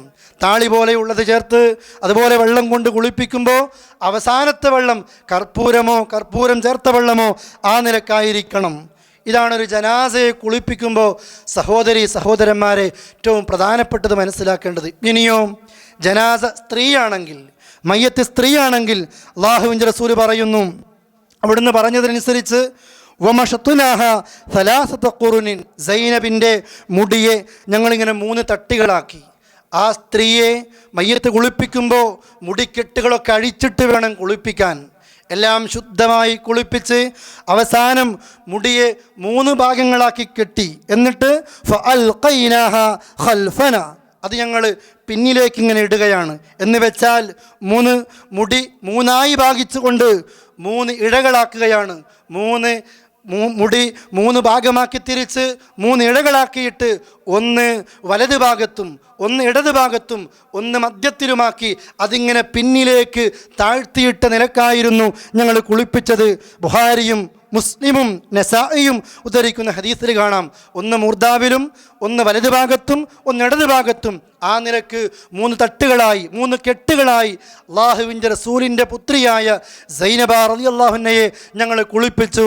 ആ നിലക്ക് നബി സല്ലല്ലാഹു അലൈഹി വസല്ലമ ഞങ്ങളെ പഠിപ്പിച്ചു. ഇത്രയേ ഉള്ളൂ സഹോദരന്മാരെ, ഇത്രയേ വിഷയമുള്ളൂ. ഒറ്റയായി കുളിപ്പിക്കാനും അതുപോലെ തന്നെ താളി ഉപയോഗിക്കാനും അതുപോലെ തന്നെ കർപ്പൂരം ഉപയോഗിക്കാനും, സ്ത്രീയാണെങ്കിൽ മുടിക്കെട്ടടിച്ച് കുളിപ്പിച്ച് അവസാനം 3 കെട്ടുകളായി വെച്ച് അത് പിന്നിലേക്ക് തൂക്കിയിടാൻ ആ നിലക്കാണ് കുളിപ്പിക്കാൻ അല്ലാഹുവിൻ്റെ റസൂൽ പഠിപ്പിച്ചത്. അവസാനമായി ഒന്നുകൂടി ഈ പറഞ്ഞ ആശയം ഞാൻ നിങ്ങളെ കേൾപ്പിക്കുകയാണ്. എന്തിനു വേണ്ടിയെന്നോ, നമ്മളാരും മാറി നിൽക്കാതിരിക്കാൻ. ഇതൊരു വലിയ വിഷയമാണ്, ആർക്കും അറിയില്ല. അറിവുള്ളവർ പോലും മടിച്ചു നിൽക്കുന്നു, പേടിയാണ്. എന്തോ എനിക്കത് കഴിയാത്തതുപോലെ, എന്തോ എനിക്കത് കഴിയില്ല എന്ന വിശ്വാസം പോലെ. അതുകൊണ്ട് ഒരുപാട് പ്രിയപ്പെട്ട സഹോദരങ്ങളെ, അവസരം കിട്ടിയപ്പോൾ പോലും നമ്മളൊക്കെ മാറി നിന്ന ഈ വിഷയം നമ്മൾ ഇല്ല, എനിക്ക് ധൈര്യമുണ്ട്, ഞാനത് ചെയ്യും എന്നൊരു വിശ്വാസം നമ്മൾക്കൊക്കെ ഉണ്ടാകണം. എന്താ ശ്രദ്ധിക്കേണ്ടത്?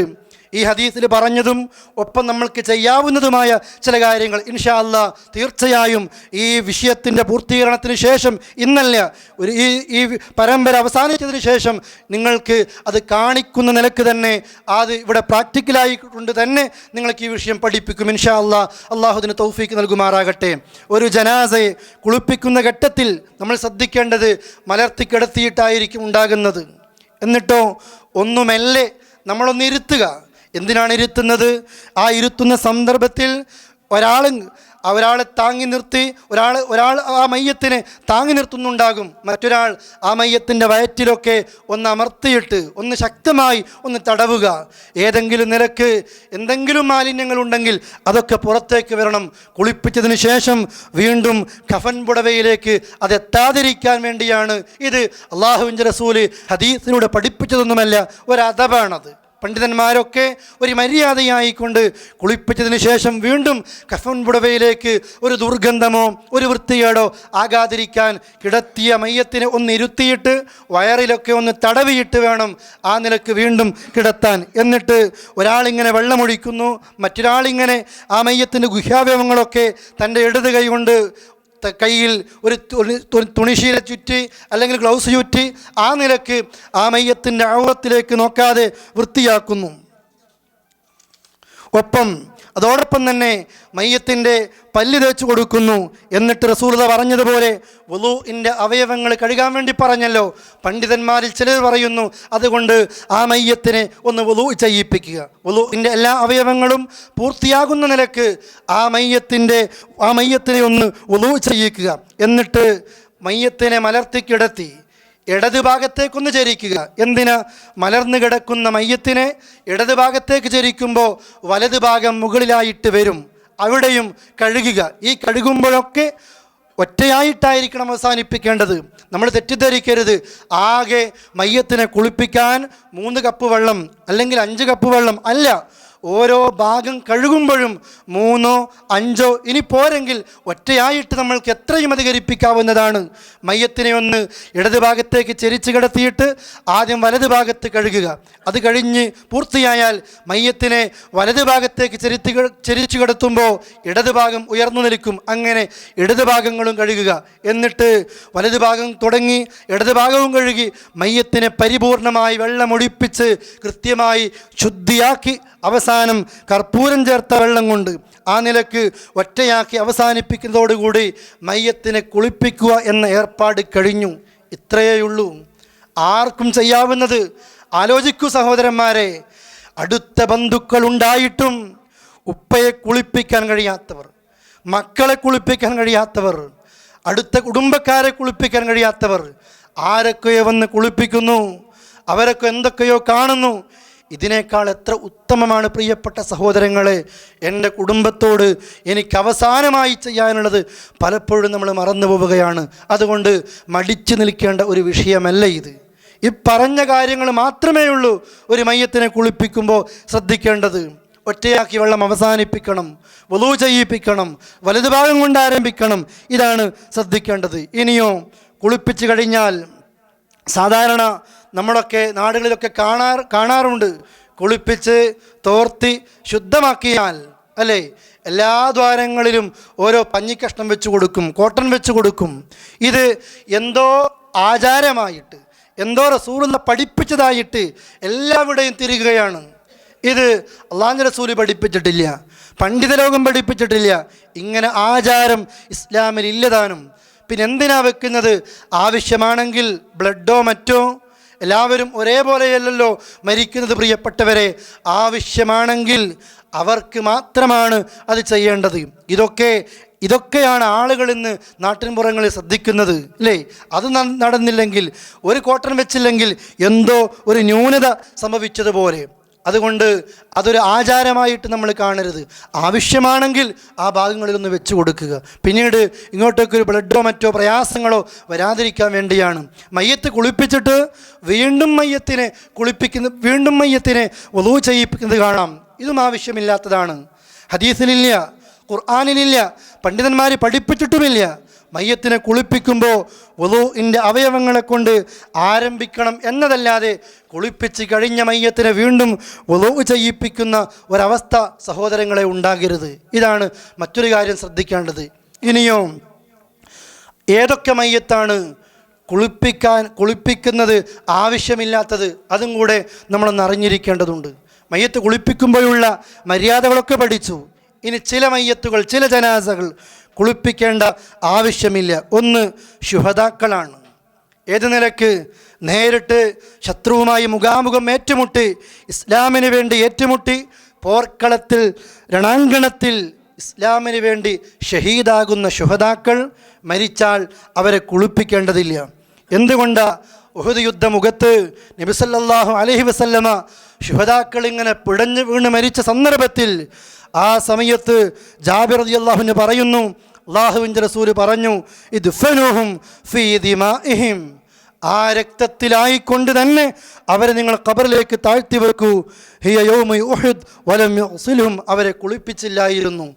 ആ രക്തത്തിൽ തന്നെ കുളിപ്പിക്കാതെ അങ്ങനെ തന്നെ ആ ഉഹദിൽ അല്ലാഹുവിൻ്റെ റസൂൽ അവരെ ഖബറടക്കം ചെയ്യുകയാണ്. എന്തുകൊണ്ടാ? കാരണം അബൂ ഹുറൈറ പറയുന്നു, ലാ യുക്ലമു അഹദുൻ ഫീ സബീലില്ലാഹ്, അല്ലാഹുവിൻ്റെ മാർഗത്തിൽ ഒരാൾ ഏതെങ്കിലും നിലക്ക് യുദ്ധത്തിന് പോയി അവൻ ഏതെങ്കിലും നിലക്ക് മുറിവ് ബാധിച്ചാൽ എൻ്റെ ശരീരം ആരുടെ കയ്യിലാണോ സത്യം, വല്ലദീ നഫ്സി ബിയദിഹി ലാ യുക്ലമു അഹദുൻ ഫീ സബീലില്ലാഹ് ഇല്ലാ ജാഅ യൗമൽ ഖിയാമ വല്ലൗനു ലൗനുദ്ദമി വറീഹു റീഹുൽ മിസ്.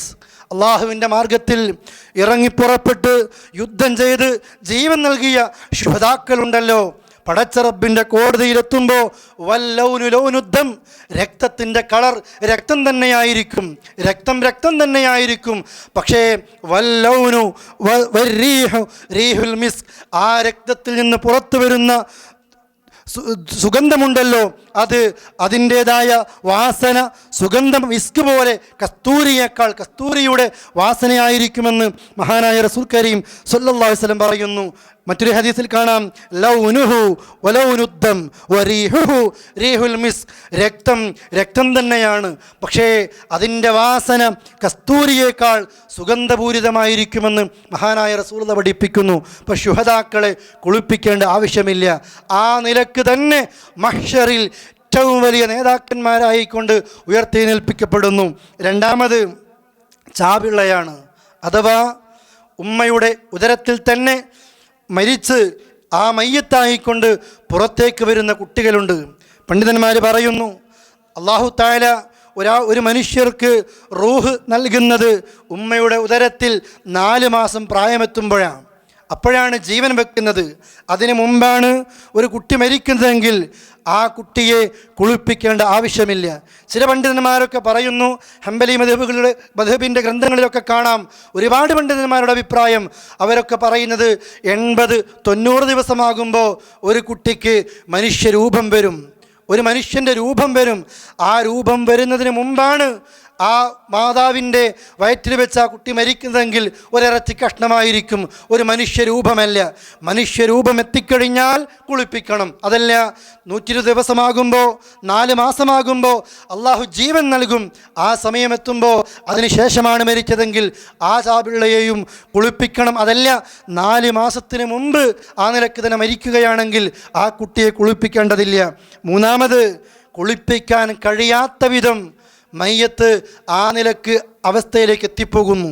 ഒരു വലിയ ഫ്ലൈറ്റ് ദുരന്തത്തിലോ അതല്ലെങ്കിൽ ഏതെങ്കിലും നിലക്ക് തീപിടിച്ചു മരിച്ചോ എന്തോ ആകട്ടെ, അല്ലാഹു തആല എല്ലാ നിലക്കുള്ള അപകട മരണങ്ങളിൽ നിന്നും നമ്മളെ കാക്കുമാറാകട്ടെ. ഏതെങ്കിലും നിലക്ക് ഈ നിലക്ക് മരണപ്പെട്ട് കഴിഞ്ഞാൽ ഒരു മയ്യത്തിനെ കുളിപ്പിക്കാൻ പറ്റാത്ത വിധം ശരീരം ആ നിലക്ക് പൊട്ടിത്തെറിച്ചു പോയെങ്കിൽ, ശരീരത്തിലെ ഏതെങ്കിലും അവയവങ്ങളാണ് നമ്മൾക്ക് ലഭിച്ചതെങ്കിൽ ഇല്ല, ആ മയ്യത്തിനും കുളിപ്പിക്കേണ്ട ആവശ്യമില്ല എന്ന് പ്രത്യേകമായിട്ട് നാം മനസ്സിലാക്കുക. ഈ 3 പേരാണ് ശുഹദാക്കളാണ്.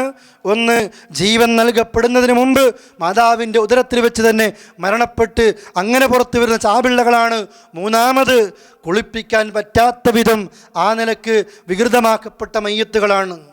ഇനിയോ, മയ്യത്ത് കുളിപ്പിച്ചവൻ കുളിക്കണോ? ഇതാണ് മറ്റൊരു ചർച്ച. പണ്ഡിത ലോകത്ത് അഭിപ്രായ വ്യത്യാസമുള്ള, ചർച്ചകൾ നടന്നിട്ടുള്ള, എന്നാൽ തീരുമാനങ്ങളിലേക്ക് എത്തിയിട്ടുള്ള ഒരു വിഷയമാണ്. നമ്മുടെ നാടുകളിലൊക്കെ അറിയുന്നവരുണ്ട്, അറിയാത്തവരുണ്ട്, അജ്ഞത കാണിക്കുന്നവരുണ്ട്. പ്രിയപ്പെട്ട സഹോദരങ്ങളെ, ഒരു ഹദീസിൽ കാണുന്നു, ഇമാം അബൂ ദാവൂദാണ് ഉദ്ധരിക്കുന്നത്, മൻ ഗസ്സല മയ്യിത ഫൽയഗ്തസിൽ വമൻ ഹമലഹു ഫൽയതവല്ല. ആരെങ്കിലും ഒരു മയ്യത്തിനെ കുളിപ്പിക്കുകയാണെങ്കിൽ അവൻ കുളിക്കട്ടെ. ആരെങ്കിലും ഒരു മയ്യത്തിനെ ചുമക്കുകയാണെങ്കിൽ, ജനാസ വഹിക്കുന്ന വ്യക്തി അവന് വുളൂ ചെയ്യട്ടെ എന്നൊരു ഹദീസുണ്ട്. ചില പണ്ഡിതന്മാരൊക്കെ ഈ ഹദീസിനെ സ്വഹീഹാക്കിയിട്ടുണ്ട്. ചിലരൊക്കെ ഈ ഹദീസിൽ ഇന്നാലിന്ന പോരായ്മകളുണ്ടെന്ന് പറഞ്ഞ് ഇതിനെ തള്ളിയിട്ടുമുണ്ട്, ന്യൂനതകൾ എടുത്തു കാണിച്ചിട്ടുമുണ്ട്. എന്നാൽ ഒരാൾക്കും അഭിപ്രായ വ്യത്യാസം ഇല്ലാത്ത വിധം ഇബ്നു ഉമറിൽ നിന്ന് മറ്റൊരു ഹദീസ് കാണാം, ഞങ്ങൾ ഒരു മയ്യത്തിനെ കുളിപ്പിച്ചു കഴിഞ്ഞാൽ ഫമിന്ന മൻ യഗ്തസിൽ വമിന്ന മൻ ലാ യഗ്തസിൽ, മയ്യത്ത് കുളിപ്പിച്ചു കഴിഞ്ഞാൽ ഞങ്ങളിൽ കുളിക്കുന്നവരുമുണ്ടായിരുന്നു, കുളിക്കാത്തവരുമുണ്ടായിരുന്നു. അഥവാ അള്ളാഹുവിൻ്റെ റസൂലിൻ്റെ ഓരോ ചര്യകളും കൃത്യമായി പിൻപറ്റി മുത്തബിഉ സുന്ന എന്ന പേരിൽ അറിയപ്പെടുന്ന അബ്ദുല്ലാഹിബ്നു ഉമറാണ് പറയുന്നത്, ഞങ്ങൾ ഒരു മയ്യത്തിനെ കുളിപ്പിച്ചു കഴിഞ്ഞാൽ ഞങ്ങളിൽ സ്വഹാബികളിൽ ചിലർ കുളിക്കുന്നവരുണ്ടായിരുന്നു, കുളിപ്പിക്കാത്തവരുണ്ടായിരുന്നു. ഇതുപോലെയുള്ള വേറെ ഹദീസ് ഇബ്നു അബ്ബാസിൽ നിന്ന് റിപ്പോർട്ട് ചെയ്യപ്പെടുന്നു, മയ്യത്ത് ആ മനുഷ്യൻ ജീവിതകാലമാണെങ്കിലും മരിച്ചാലും ത്വഹൂർ തന്നെയാണ്, ത്വാഹിർ തന്നെയാണ്, ശുദ്ധിയുള്ളവനാണ്, അത് നജസല്ല, പിന്നെന്തിനാണ് ഈ നിലക്ക് കുളിക്കേണ്ട ആവശ്യം? പണ്ഡിതലോകം എത്തിച്ചേർന്ന അഭിപ്രായം, ഈ വിഷയം നിർബന്ധത്തിലേക്ക് കുറിക്കുന്ന വിഷയമല്ല. ഒരാൾക്ക് വേണമെങ്കിൽ മയ്യത്ത് കുളിപ്പിച്ച എല്ലാവരുമല്ല, ആ മയ്യത്തിൻ്റെ ശരീരത്തിലൊക്കെ തേച്ചുരച്ച് കുളിപ്പിച്ച വ്യക്തി ഉണ്ടാകുമല്ലോ, അതിൽ നിന്ന് എന്തെങ്കിലും മാലിന്യങ്ങൾ ഇങ്ങോട്ട് വന്നിരിക്കാം, അതല്ലെങ്കിൽ വൃത്തികേടുകളായിരിക്കാം. ആ വ്യക്തിക്ക് വേണമെങ്കിൽ, ആവശ്യമാണെങ്കിൽ കുളിക്കാവുന്നതാണ്. അതല്ല കുളിച്ചില്ലെങ്കിലോ ഒരു കുഴപ്പവുമില്ല. ഇതുപോലെ തന്നെയാണ് ജനാസ വഹിക്കുന്നവൻ വുളൂ ചെയ്യണം, നിർബന്ധമല്ല. ഒരാൾക്ക് വേണമെങ്കിൽ, ഇത്രയും അതിന് പ്രാധാന്യം നൽകുന്നില്ല, കൈകൾ കഴുകിയാൽ മതി എന്നുപോലും അഭിപ്രായപ്പെട്ട പണ്ഡിതന്മാരുണ്ട്. മാത്രമല്ല, ആദ്യം നിങ്ങളെ കേൾപ്പിച്ച ഹദീസിൻ്റെ സ്വീകാര്യതയിൽ പോലും ഒരുപാട് അഭിപ്രായ വ്യത്യാസങ്ങളുണ്ട്. സ്വീകരിക്കാൻ പറ്റുന്ന, സുന്നത്തിനോട് ഏറ്റവും അടുത്ത് നിൽക്കാൻ പറ്റുന്ന, നമ്മളൊക്കെ സ്വീകരിക്കുമ്പോൾ ഹൈറാകുന്ന അഭിപ്രായം, ആവശ്യമുള്ള ആളുകൾ കുളിക്കട്ടെ. അതാണ് നമുക്കും ആ നിലക്ക് ഈ എല്ലാ ഹദീസുകളെയും ജംഅ് ചെയ്തുകൊണ്ട്, കൂട്ടിയോജിപ്പിച്ചുകൊണ്ട് നമുക്ക് എത്താവുന്ന നല്ലൊരു അഭിപ്രായം. ഇതാണ് മയ്യത്തിനെ കുളിപ്പിക്കുന്ന വിഷയവുമായി ബന്ധപ്പെട്ട് നാം മനസ്സിലാക്കേണ്ട വിഷയം, അല്ലേ? കുളിപ്പിക്കാൻ ഇന്ന ആളുകളെയൊന്നും കുളിപ്പിക്കേണ്ട ആവശ്യമില്ല, നിങ്ങൾ പഠിച്ചു. അതുപോലെ തന്നെ മയ്യത്ത് കുളിപ്പിച്ചവൻ എന്ത് നിലപാട് സ്വീകരിക്കണം അതും കേട്ടു. ഇതോടുകൂടി മയ്യത്തിൻ്റെ കുളിപ്പിക്കുന്ന ഭാഗം അവസാനിക്കുകയാണ്. ഇനി മയ്യത്തിനെ ഏറ്റവും കൃത്യമായി വൃത്തിയോടുകൂടി തോർത്തി പിന്നീട് ചെയ്യാനുള്ളത് കഫൻ ചെയ്യലാണ്. എന്താണ് കഫൻ ചെയ്യുന്നത്? വസ്ത്രം കൊണ്ട് മൂടുക, വസ്ത്രം ധരിപ്പിക്കുക എന്നതാണ് കഫൻ ചെയ്യുക എന്നതുകൊണ്ട് ഉദ്ദേശിക്കുന്നത്. എന്താ ഈ വിഷയത്തിൽ പ്രധാനമായി ആദ്യമായി മനസ്സിലാക്കേണ്ട രണ്ട് വിഷയം? കഫൻ ചെയ്യുമ്പോൾ ഒന്നാമത് പഠിക്കുക, ജീവിതകാലത്ത് നാം ധരിക്കാൻ പാടില്ലാത്ത ഒന്നുകൊണ്ടും മരിച്ചു കഴിഞ്ഞാലും കഫൻ ചെയ്യരുത്. ഉദാഹരണം, പുരുഷന് പട്ടുവസ്ത്രം ഹറാമാണ്, പട്ടുവസ്ത്രം ഹറാമാക്കപ്പെട്ടതാണ് പുരുഷന്മാർക്ക്. ആ പട്ടുവസ്ത്രം കൊണ്ട് ഒരു പുരുഷനെ കഫൻ ചെയ്യരുത്, അത് മരിച്ചതിന് ശേഷവും ആ വ്യക്തിക്ക് നിഷിദ്ധമാണ്. രണ്ടോ, ജീവിതകാലത്ത് നമ്മുടെ കഫൻ പുടവ ആവശ്യമാണെങ്കിൽ നമ്മൾക്ക് സൂക്ഷിച്ചു വെക്കാവുന്നതാണ്. ആവശ്യമാണെങ്കിൽ ഒരാൾക്ക് തോന്നുകയാണ്, ഞാൻ മരിച്ചാൽ ഈ വസ്ത്രം കൊണ്ട് എന്നെ നിങ്ങൾ കഫൻ ചെയ്യണം എന്ന് വിചാരിച്ച് മരണത്തെക്കുറിച്ച് ഓർക്കാൻ ഒരാൾക്ക് അങ്ങനെ തോന്നുകയാണെങ്കിൽ, സഹോദരങ്ങളെ, കഫൻ പുടവ ജീവിതകാലത്ത് തന്നെ ആ വ്യക്തിക്ക് കാത്ത് സൂക്ഷിക്കാവുന്നതാണ്, വാങ്ങി വെക്കാവുന്നതാണ്. സഹാബികളൊക്കെ ഇത് ചെയ്തിട്ടുമുണ്ട്, അല്ലേ? ഇനി മൂന്നാമത് പഠിക്കേണ്ട വിഷയം, കഫൻ പുടവയുടെ പണം ആരാണ് ചെലവഴിക്കേണ്ടത് എന്നതാണ്. മരിച്ചു കഴിഞ്ഞാൽ മത്സരങ്ങളാണ്, തർക്കമാണ്, കുടുംബത്തിൽ ചില നിഷ്ഠകളുണ്ട്. കഫൻ പുടവ ഇന്ന ചെലവാണ്. പുതിയാപ്പിളാരുടെ ഭാഗത്ത് ഖബർ കുഴിക്കുന്ന വ്യക്തിക്ക് വേണ്ടി ഇന്നയാൾ ചെലവ് കൊടുക്കണം, മയ്യത്തിൻ്റെ ചെലവ് ഇന്നയാൾ വഹിക്കണം. ഇതൊക്കെ മരണവീടുകളിൽ നടക്കുന്ന ചൂടേറിയ ചർച്ചകളാണ് നമ്മുടെ നാട്ടിൻപുറങ്ങളിൽ. പ്രാർത്ഥിക്കാൻ ഒറ്റെണ്ണത്തിന് അറിയില്ല, കുളിപ്പിക്കാൻ ഒറ്റെണ്ണത്തിന് അറിയില്ല. തർക്കം എന്താ? ഈ വിഷയങ്ങളൊക്കെയാണ്. സഹോദരങ്ങളെ, ഇപ്പോഴേ നമ്മൾ പഠിച്ചു വെക്കുക, എഴുതി വെക്കുക. ഞാൻ മരിച്ചാൽ എൻ്റെ കഫൻ പുടവ എൻ്റെ ചെലവിൽ നിന്നാണ് നിങ്ങൾ വഹിക്കേണ്ടത്, മയ്യത്തിൻ്റെ ചെലവിൽ നിന്നാണ് നിങ്ങൾ വഹിക്കേണ്ടത്. സ്വഹീഹ് മുസ്ലിമിൽ കാണാം ഒരു ഹദീസ് അല്ലേ, ഖബ്ബാബ് റളിയല്ലാഹുവിന് പറയാണ്, ഞങ്ങൾ അള്ളാഹുവിൻ്റെ റസൂലിൻ്റെ കൂടെ അവിടുത്തെ റബ്ബിൻ്റെ പൊരുത്തം ആഗ്രഹിച്ചുകൊണ്ട് മദീനയിലേക്ക് നാടും വീടും വിട്ടു ഹിജ്റ പോയി. എന്നിട്ട് ഇസ്ലാമിന് വേണ്ടി പ്രവർത്തിച്ചു. ചില ആളുകൾക്കൊക്കെ പകരമായിട്ട് അല്ലാഹു തആല ദുനിയാവിൽ കുറേ ഖൈർ തന്നു. എന്നാൽ ചില ആളുകൾക്ക് ദുനിയാവിൽ അല്ലാഹ് ഒന്നും കൊടുത്തില്ല. വമിൻഹും മിസ്അബ് ബിൻ ഉമൈർ, ലോകത്ത് ദുനിയാവിൽ ഒന്നും കിട്ടാത്ത വ്യക്തിയായിരുന്നു മിസ്അബ് ബിൻ ഉമൈർ റളിയല്ലാഹു അൻഹു. മക്കയിലെ ധനാഢ്യനായ മിസ്അബ്, പണക്കാരനായ മിസ്അബ്, എന്ന് ധരിച്ച വസ്ത്രം മാസങ്ങൾ കഴിഞ്ഞേ ധരിക്കാറുള്ളൂ. മിസ്അബിനെ കാണാൻ സ്ത്രീകളിങ്ങനെ വഴികളിൽ നിൽക്കുമായിരുന്നു. മിസ്അബിൻ്റെ സുഗന്ധം ദൂരെയുള്ള ആളുകൾക്ക് പോലും അനുഭവിക്കാൻ സാധ്യമായിരുന്നു. അത്ര പണക്കാരനായ മിസ്അബ് ഹജ്ജിൻ്റെ വേളയിൽ മദീനത്തെ 6 ആളുകൾ മക്കത്തേക്ക് വന്ന് മിനയിലെ ടെൻറ്റിൽ അള്ളാഹിൻ്റെ റസൂല് അവരോട് അല്പസമയം ഇരുന്ന് ഇസ്ലാം പറഞ്ഞ് അവർ ഇസ്ലാം സ്വീകരിച്ചു. പിറ്റേത്തെ വർഷം 12 ആൾ വന്നു, അവരും ഇസ്ലാം സ്വീകരിച്ചു. മദീനത്തേക്ക് ദീന് പഠിപ്പിക്കാൻ ആദ്യമായി പറഞ്ഞേക്കുന്നു, തിരഞ്ഞെടുക്കുന്നു മിസ്അബ് റളിയല്ലാഹുവിനെ. ഓരോ കുടിലും ഓരോ കൊട്ടാരങ്ങളും ഓരോ അങ്ങാടികളിലും കയറിയിറങ്ങി ലാ ഇലാഹ ഇല്ലല്ലാഹ് പറഞ്ഞ മിസ്അബ് പിറ്റേത്തെ വർഷം ഹജ്ജിന് മുമ്പ് വന്ന് മദീനത്തെ ഓരോ വീടിൻ്റെ ചിത്രങ്ങളും അള്ളാഹിൻ്റെ റസൂൽ കണ്ണുകൊണ്ട് കാണുന്നത് പോലെ പറഞ്ഞു കൊടുക്കുന്നു. ആ മിസ്അബ് റളിയല്ലാഹു അൻഹു മദീനയിലെത്തി ഉഹദ് യുദ്ധത്തിൽ മരിക്കുന്ന രംഗം ഖബ്ബാബ് റളിയല്ലാഹു പറയാണ്. അള്ളാഹുവിൻ്റെ റസൂല് ഹംസ റളിയല്ലാഹുവിൻ്റെ ജനാസ കണ്ട് പൊട്ടിക്കരയുന്ന സമയത്ത് കുറേ സഹാബികളൊക്കെ മറ്റൊരു ജനാസയുടെ സമീപത്തിരുന്ന് കരയുന്നത് കാണുന്നത്. അങ്ങോട്ട് പോയി അതാരെന്ന് നോക്കി സഹാബികൾ പറഞ്ഞു, റസൂലേ ഹാദാ മിസ്അബ്, ഇത് മിസ്അബാണ് റസൂലേ.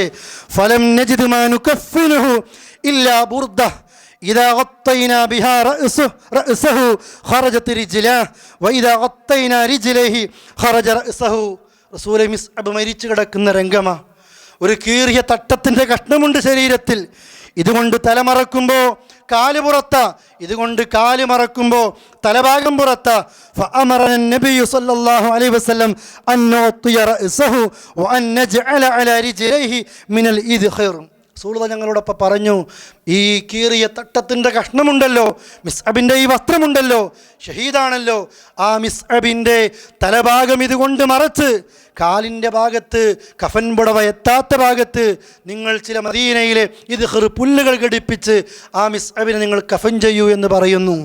പണ്ഡിതന്മാർ പറയുന്നു, ആ സമയത്ത് മിസ്അബിനെ കഫൻ ചെയ്യിക്കാൻ കഫൻ പുടവയുമായി എല്ലാവരും വരും. ഒരാളോടും പറഞ്ഞിട്ടില്ല, ആരുടെയും മുതൽ ആ സമയത്ത് ഉപയോഗിച്ചിട്ടുമില്ല. എന്താണോ മിസ്അബിനുള്ളത് ആ മിസ്അബിൻ്റെ തലഭാഗം മറച്ച് കാൽഭാഗത്ത് പുല്ലുകൾ ഘടിപ്പിച്ച് മഹാനായ റസൂൽ കരീം സല്ലല്ലാഹു അലൈഹി വസല്ലമ മിസ്അബിൻ്റെ ജനാസയെ ദഫൻ ചെയ്യാൻ വേണ്ടി പറയുന്നു. മദീനയിൽ ഉഹുദിൽ പോകുമ്പോൾ ആദ്യം കാണുന്ന 3 ഖബറുകളിൽ ഒന്ന് മിസ്അബ് ബിൻ ഉമൈർ റളിയല്ലാഹു അൻഹുവിൻ്റെതായിരുന്നു. പണക്കാരനായി ജനിച്ച് ജീവിച്ച് ഫക്കീറായിക്കൊണ്ട് പാവപ്പെട്ടവനായി ഇസ്ലാമിന് വേണ്ടി എല്ലാം ത്യജിച്ച് കൊടുത്ത് ആ നിലക്ക് മരിക്കുന്നു. അവരൊക്കെ പോകുന്ന സ്വർഗത്തിലേക്കാണ് പ്രിയപ്പെട്ടവരെ നമ്മളും പോകാൻ കാത്തു നിൽക്കുന്നത്. അപ്പോൾ പഠിച്ചു വെക്കുക, കഫൻ പുടവ ഈ വിഷയത്തിൽ നിന്നും പണ്ഡിതന്മാർ മസ്അല നൽകുകയാണ്.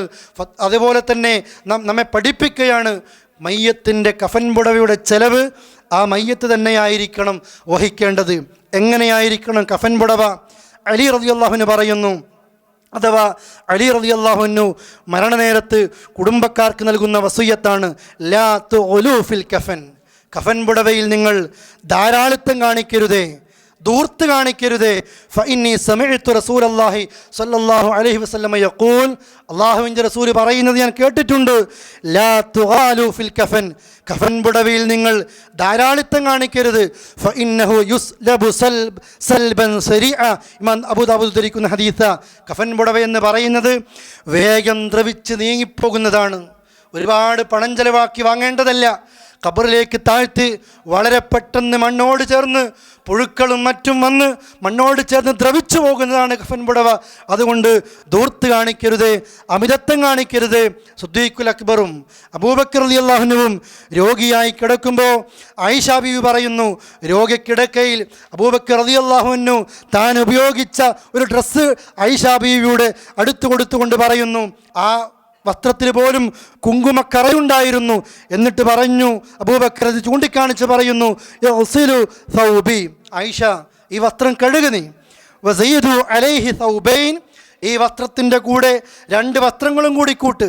ഫകഫിനൂനി ഫീഹ, എന്നിട്ട് ആ 3 കഫൻ പുടവയിൽ ഈ എൻ്റെ ഇതിൻ്റെ കൂടെ 2 ചേർത്ത് 3 എന്നെ കഫൻ ചെയ്യണം ആയിഷ. ഞാൻ പറഞ്ഞു, ബാപ്പ ഇന്ന ഹാദാ ഖലിഖുൻ, ഇതൊരു പഴകിയ വസ്ത്രമല്ലേ ബാപ്പ, കുങ്കുമക്കറയുള്ള പഴകിയൊരു വസ്ത്രമല്ലേ.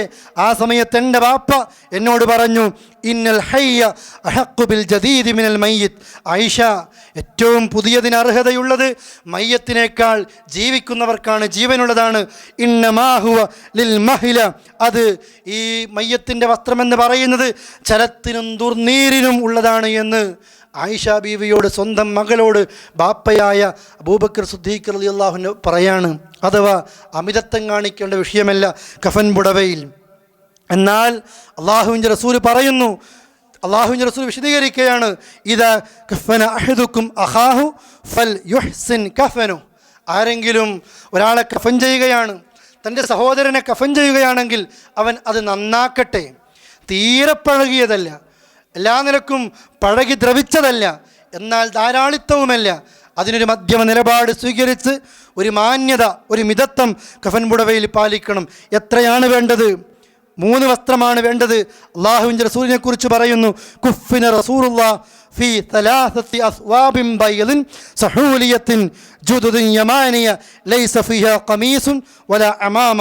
അള്ളാഹുവിൻ്റെ റസൂലിനെ കഫൻ ചെയ്തപ്പോൾ നേരിയ വെള്ള യമനിൽ നിന്ന് നിർമ്മിച്ച പ്രത്യേകമായ പരുത്തി വസ്ത്രം കൊണ്ട്, കോട്ടൺ വസ്ത്രം കൊണ്ടായിരുന്നു അവിടുന്ന് കഫൻ ചെയ്തത്. അത് യമനിൽ നിന്ന് പ്രത്യേകമായി നിർമ്മിക്കപ്പെട്ടതാണ്. തലപ്പാവില്ല, മറ്റാ നിലക്കുള്ളൊന്നുമില്ലാത്ത നിലക്ക് 3 വസ്ത്രത്തിലായിരുന്നു അള്ളാഹുവിൻ്റെ റസൂലിനെ കഫൻ ചെയ്തത് എന്ന് ഹദീസുകളിൽ കാണാൻ സാധിക്കുന്നു. അപ്പോൾ അമിതത്വം പാലിക്കാതെ, ധൂർത്തില്ലാതെ, പറ്റ പഴകിയതല്ലാതെ 3 കഫൻ ചെയ്യുന്നു. ഒപ്പം ഒരു സുന്നത്ത് കൂടിയുണ്ട്. ഇബ്നു അബ്ബാസ് റളിയല്ലാഹു അൻഹു പറയുന്നു, അള്ളാഹുവിൻ്റെ റസൂൽ പറഞ്ഞു, ഇൽബസു മിൻ സിയാബിക്കുമുൽ ബയാൽ, കഫൻ ചെയ്യുമ്പോൾ നിങ്ങളുടെ വസ്ത്രത്തിൽ എപ്പോഴും, ജീവിതകാലത്ത് എപ്പോഴും വസ്ത്രം നിങ്ങൾ വെള്ള ധരിക്കണേ. ഫഇന്നഹാ മിൻ ഖൈരി സിയാബിക്കും, ധരിക്കുന്ന വസ്ത്രങ്ങളിൽ ഏറ്റവും ഖൈർ വെള്ളയാണ്. വകഫിനു ഫീഹാ മൗതാക്കും, ആ വെള്ളയിൽ തന്നെയാണ് നിങ്ങൾ മരിച്ചവരെ കഫൻ ചെയ്യേണ്ടതും. അതൊരു സുന്നത്താണ്. ജീവിതകാലത്തും സുന്നത്താണ്, മരിച്ചാലും സുന്നത്താണ്. ജീവിതകാലത്ത് എപ്പോഴും കളർ വസ്ത്രത്തേക്കാൾ നല്ലത്, ഖൈറായത് വെള്ളയാണെന്ന വിഷയത്തിൽ ആർക്കും തർക്കമില്ല. ഇതുപോലെ തന്നെ മരിച്ചു കഴിഞ്ഞാലും ഒരു മയ്യത്തിനെ കഫൻ ചെയ്യുന്നത്, പ്രിയപ്പെട്ട സഹോദരങ്ങളെ, ഈ നിലക്ക് ഇതുപോലെ തന്നെ വെള്ളയിലായിരിക്കണം എന്ന് മഹാനായ റസൂൽ കരീം സ്വല്ലല്ലാഹു അലൈഹി വസല്ലം വിശദീകരിക്കുകയാണ്. ഇനി പറഞ്ഞു, 3 വെള്ളയിൽ ഇതുപോലെ തന്നെ സ്ത്രീകളാകുമ്പോൾ ഇതിൻ്റെ കൂടെ ഉടുതുണിയും കുപ്പായവും മുഖമക്കരയും അടക്കം 2 കഷ്ണം തുണിയും നടക്കം 5 അല്ല, സ്ത്രീകളും 3 എന്നൊക്കെ പണ്ഡിത ലോകത്ത് അഭിപ്രായങ്ങൾ രേഖപ്പെടുത്തിയിട്ടുണ്ട്. അഭിപ്രായ വ്യത്യാസങ്ങളല്ല, അഭിപ്രായ വൈവിധ്യങ്ങൾ പറഞ്ഞവരുണ്ട്. 5 എന്ന് പറയുന്ന ആളുകൾ ഉടുതുണിയായിട്ടും കുപ്പായമായിട്ടും മുഖമക്കരയായിട്ടും ഒപ്പം 2 കഷ്ണം തുണിയുമായിട്ട് ആ നിലക്ക് 5 പറയുന്നവർ അല്ല, അവരെയും 3 തന്നെയാണ് കഫൻ ചെയ്യേണ്ടത്. ആ നിലക്കാണ് ഹദീസുകളിൽ വന്നത് എന്ന് അഭിപ്രായങ്ങൾ രേഖപ്പെടുത്തിയ പണ്ഡിതന്മാരുമുണ്ട്. നിങ്ങൾ ആ വിഷയം മനസ്സിലാക്കാൻ വേണ്ടി സൂചിപ്പിച്ചു എന്ന് മാത്രമേ ഉള്ളൂ. ഏത് നിലക്കും ചെയ്യാവുന്നതാണ്. ഇനിയോ അവസാനമായി ഞാൻ സൂചിപ്പിക്കുകയാണ്, ഇന്നത്തെ ക്ലാസ് ഇതോടുകൂടി അവസാനിക്കുകയാണ്. ഇതേ നിലക്ക് തന്നെ കഫൻ ചെയ്യുന്ന സമയത്തും ചില ആളുകൾ, അഥവാ കഫൻ ചെയ്യേണ്ട ആവശ്യമില്ലാത്ത ജനാസയും ഉണ്ട്. ആരാണത്? ഇഹ്റാമിൽ മരിച്ച വ്യക്തികളെ കഫൻ ചെയ്യേണ്ട ആവശ്യമില്ല. അള്ളാഹുവിൻ്റെ റസൂലിൻ്റെ ഹദീസിൽ കാണാം നമ്മൾക്ക്, ഒരാൾ ഇഹ്റാമിലായി അറഫയിൽ ഒരു സഹാബി ഒട്ടകപ്പുറത്ത് നിന്ന് വീഴുകയാണ്. ആ സഹാബിയെ ഒട്ടകം ചവിട്ടിക്കൊന്നു. ആ ചവിട്ടിക്കൊന്ന സമയത്ത് സൂറത്ത് പറയുന്നു, ഇഗ്സിലുൽ മുഹ്രിമ ബിമാഇൻ വസിദ്രിൻ, വെള്ളം കൊണ്ടും താളി കൊണ്ടും ഈ ഇഹ്റാമിലായ വ്യക്തിയെ നിങ്ങൾ കുളിപ്പിക്കണം. വകഫിനുഹു ഫീ സൗബൈഹി, മറ്റൊരു റിപ്പോർട്ടിൽ വകഫിനുഹു ഫീ സൗബൈൻ, എന്നിട്ട് അദ്ദേഹത്തെ ആ 2 വസ്ത്രത്തിൽ നിങ്ങൾ കഫൻ ചെയ്യണം. എങ്ങനെ? ഇഹ്റാമിൽ മരിച്ച വ്യക്തി ഒരു മുണ്ട് ഉടുത്തിട്ടുണ്ടാകും, ഒരു മുണ്ട് പുതച്ചിട്ടുമുണ്ടാകും, തലമറക്കാത്ത നിലക്ക് പുതച്ചിട്ടുമുണ്ടാകും. ആ നിലക്ക് ഇഹ്റാമിലാണ് ഒരു ഹാജി മരിക്കുന്നതെങ്കിൽ അവനെ അതേ 2 കഫൻ, ആ 2 വസ്ത്രം തന്നെ ഉടുപ്പിച്ചുകൊണ്ട് അങ്ങനെയായിരിക്കണം അവനെ കഫൻ ചെയ്യേണ്ടത്. ചെയ്യുമ്പോൾ വല തമസ്സുഹു ബിത്വീബിൻ, അത്തർ പുരട്ടാൻ പാടില്ല. വല തുഹമ്മിറു റഅസ, തലമറക്കാൻ പാടില്ല. കാരണം ഇവൻ ഇഹ്റാമിലാണ്, സുഗന്ധം നിഷിദ്ധമാണ്, തലമറക്കുന്നത് പാടില്ലാത്തതാണ്. കാരണം ഫഇന്നഹു യൗമൽ ഖിയാമത്തി മുഹ്രിമ, നാളെ റബ്ബിൻ്റെ മഹ്ശറിൽ ലബ്ബൈക്കയുമായിട്ടായിരിക്കും ഈ ഹാജിമാർ വരുന്നത്. ഇഹ്റാമിൻ്റെ വസ്ത്രത്തിൽ ഇഹ്റാമിൽ മരിക്കാൻ ഭാഗ്യം കിട്ടിയ ഹാജിമാർ അതേ മഹ്ശറിൽ ലോകത്തുള്ള എല്ലാവരും പേടിച്ച് വിറച്ചു നിൽക്കുന്ന സമയത്ത് അള്ളാഹുവിൻ്റെ പരലോകത്ത് ലബ്ബൈക്ക് അല്ലാഹുമ്മ ലബ്ബൈക്ക് എന്ന് ചൊല്ലി മുലബ്ബി തൽബിയത്ത് ചൊല്ലിക്കൊണ്ട് മുഹ്രിമീങ്ങളായിക്കൊണ്ട് പ്രിയപ്പെട്ടവരെ അള്ളാഹുവിൻ്റെ പരലോകത്ത് ഈ വിഭാഗം വരുമെന്ന് മഹാനായ റസൂൽ കരീം സല്ലല്ലാഹു അലൈഹി വസല്ലം വിശദീകരിക്കുകയാണ്. അപ്പോൾ ഇഹ്റാമിൽ മരിക്കുന്ന വ്യക്തിയെ തലമറക്കേണ്ടതില്ല, മറക്കാൻ പാടില്ല. അതുപോലെ തന്നെ സുഗന്ധം ഉപയോഗിക്കാൻ പാടില്ല. അവരാ ധരിച്ച വസ്ത്രത്തിൽ തന്നെ അങ്ങനെയാണോ ഇഹ്റാമിലുള്ളത് ആ നിലക്ക് തന്നെയാണ് അവരെയും ആ നിലക്ക് കുളിപ്പിച്ച് അങ്ങനെ തന്നെ ഈ 2 വസ്ത്രത്തിൽ കഫൻ ചെയ്ത് എന്നിട്ട് വേണം ഖബറിലേക്ക് താഴ്ത്തി വെക്കാനും. അപ്പോഴും ശ്രദ്ധിക്കുക, നേരത്തെ പറഞ്ഞതുപോലെ അനാവശ്യമായി കോട്ടനുകൾ തിരുകി അവിടെയും ഇവിടെയും തിരുകി പ്രിയപ്പെട്ട സഹോദരങ്ങളെ അങ്ങനെ ഒന്ന് മഹാനായ റസൂൽ കരീം സല്ലല്ലാഹു അലൈഹി വസല്ലം ഈ നിലക്ക് പഠിപ്പിച്ചിട്ടില്ല. ഈ വിഷയം നിങ്ങൾ പഠിക്കണം. ഇത് പെട്ടെന്ന് കേട്ട് ഇവിടെ നിന്ന് ഇറങ്ങിപ്പോകുമ്പോഴത്തേക്ക് ഇത് ഞാൻ തുടർന്ന് പഠിക്കില്ല എന്ന ധാരണയല്ല നമ്മൾക്ക് വേണ്ടത്. ഇത് പഠിക്കണം, പ്രാവർത്തികമാക്കണം. ഈ പ്രോഗ്രാം നിങ്ങൾക്ക് ഇനിയും കേൾക്കാനും കാണാനും അവസരമുള്ള നിലക്കാണ് ഇതിനെ സംവിധാനിച്ചിരിക്കുന്നത്. നിങ്ങൾ ഇത് കണ്ട് പഠിക്കണം, പഠിച്ചിരിക്കണം, പ്രാർത്ഥനകൾ അറിയണം. ഇൻഷാ അല്ലാഹ് അടുത്ത ക്ലാസ്സിൽ കുളിപ്പിച്ച് കഫൻ ചെയ്ത ഒരു മയ്യത്ത് എത്രയും വേഗം അത് നമസ്കരിക്കാനും ഒപ്പം ഖബറടക്കാനും കൊണ്ടുപോകേണ്ടതുണ്ട്. ആ ജനാസ, ആ മയ്യത്ത് വഹിക്കുന്നവർ പാലിക്കേണ്ട, മയ്യത്തിൻ്റെ കൂടെ പോകുന്നവർ പാലിക്കേണ്ട അതുമായി ബന്ധപ്പെട്ട ചില കാര്യങ്ങളൊക്കെ സൂചിപ്പിക്കാനുണ്ട്. ഇൻഷാ അല്ലാഹ് അതാണ് അടുത്ത ക്ലാസ്സിൽ എൻ്റെ സഹോദരങ്ങളെ കേൾപ്പിക്കാൻ ഉദ്ദേശിക്കുന്നത്. 8 മണിക്ക് തന്നെ നിങ്ങൾ വരുമ്പോൾ പ്രിയപ്പെട്ട സഹോദരങ്ങളെ ആ സമയത്ത് നേരത്തെ ക്ലാസ്സുകൾ തുടങ്ങി നേരത്തെ അവസാനിപ്പിക്കാൻ നമ്മൾക്ക് സാധ്യമാകും ഇൻഷാ അല്ലാഹ് എന്നുകൂടി നിങ്ങൾ പ്രത്യേകമായി മനസ്സിലാക്കുക. സത്യമായി പഠിക്കാനും അത് ജീവിതത്തിൽ പകർത്താനും അള്ളാഹു നമ്മൾക്കൊക്കെ തൗഫീക്ക് നൽകുമാറാകട്ടെ. ഏത് സമയത്തും മരിക്കുകയാണെങ്കിൽ മുസ്ലിമായി മരിക്കാനുള്ള തൗഫീക്ക് അള്ളാഹു നമ്മൾക്കൊക്കെ നൽകുമാറാകട്ടെ. അല്ലാഹുമ്മ സ്വല്ലി അലാ മുഹമ്മദിൻ വഅലാ ആലി മുഹമ്മദ്. വസ്സലാമു അലൈക്കും വറഹ്മത്തുള്ളാഹി വബറകാതുഹു.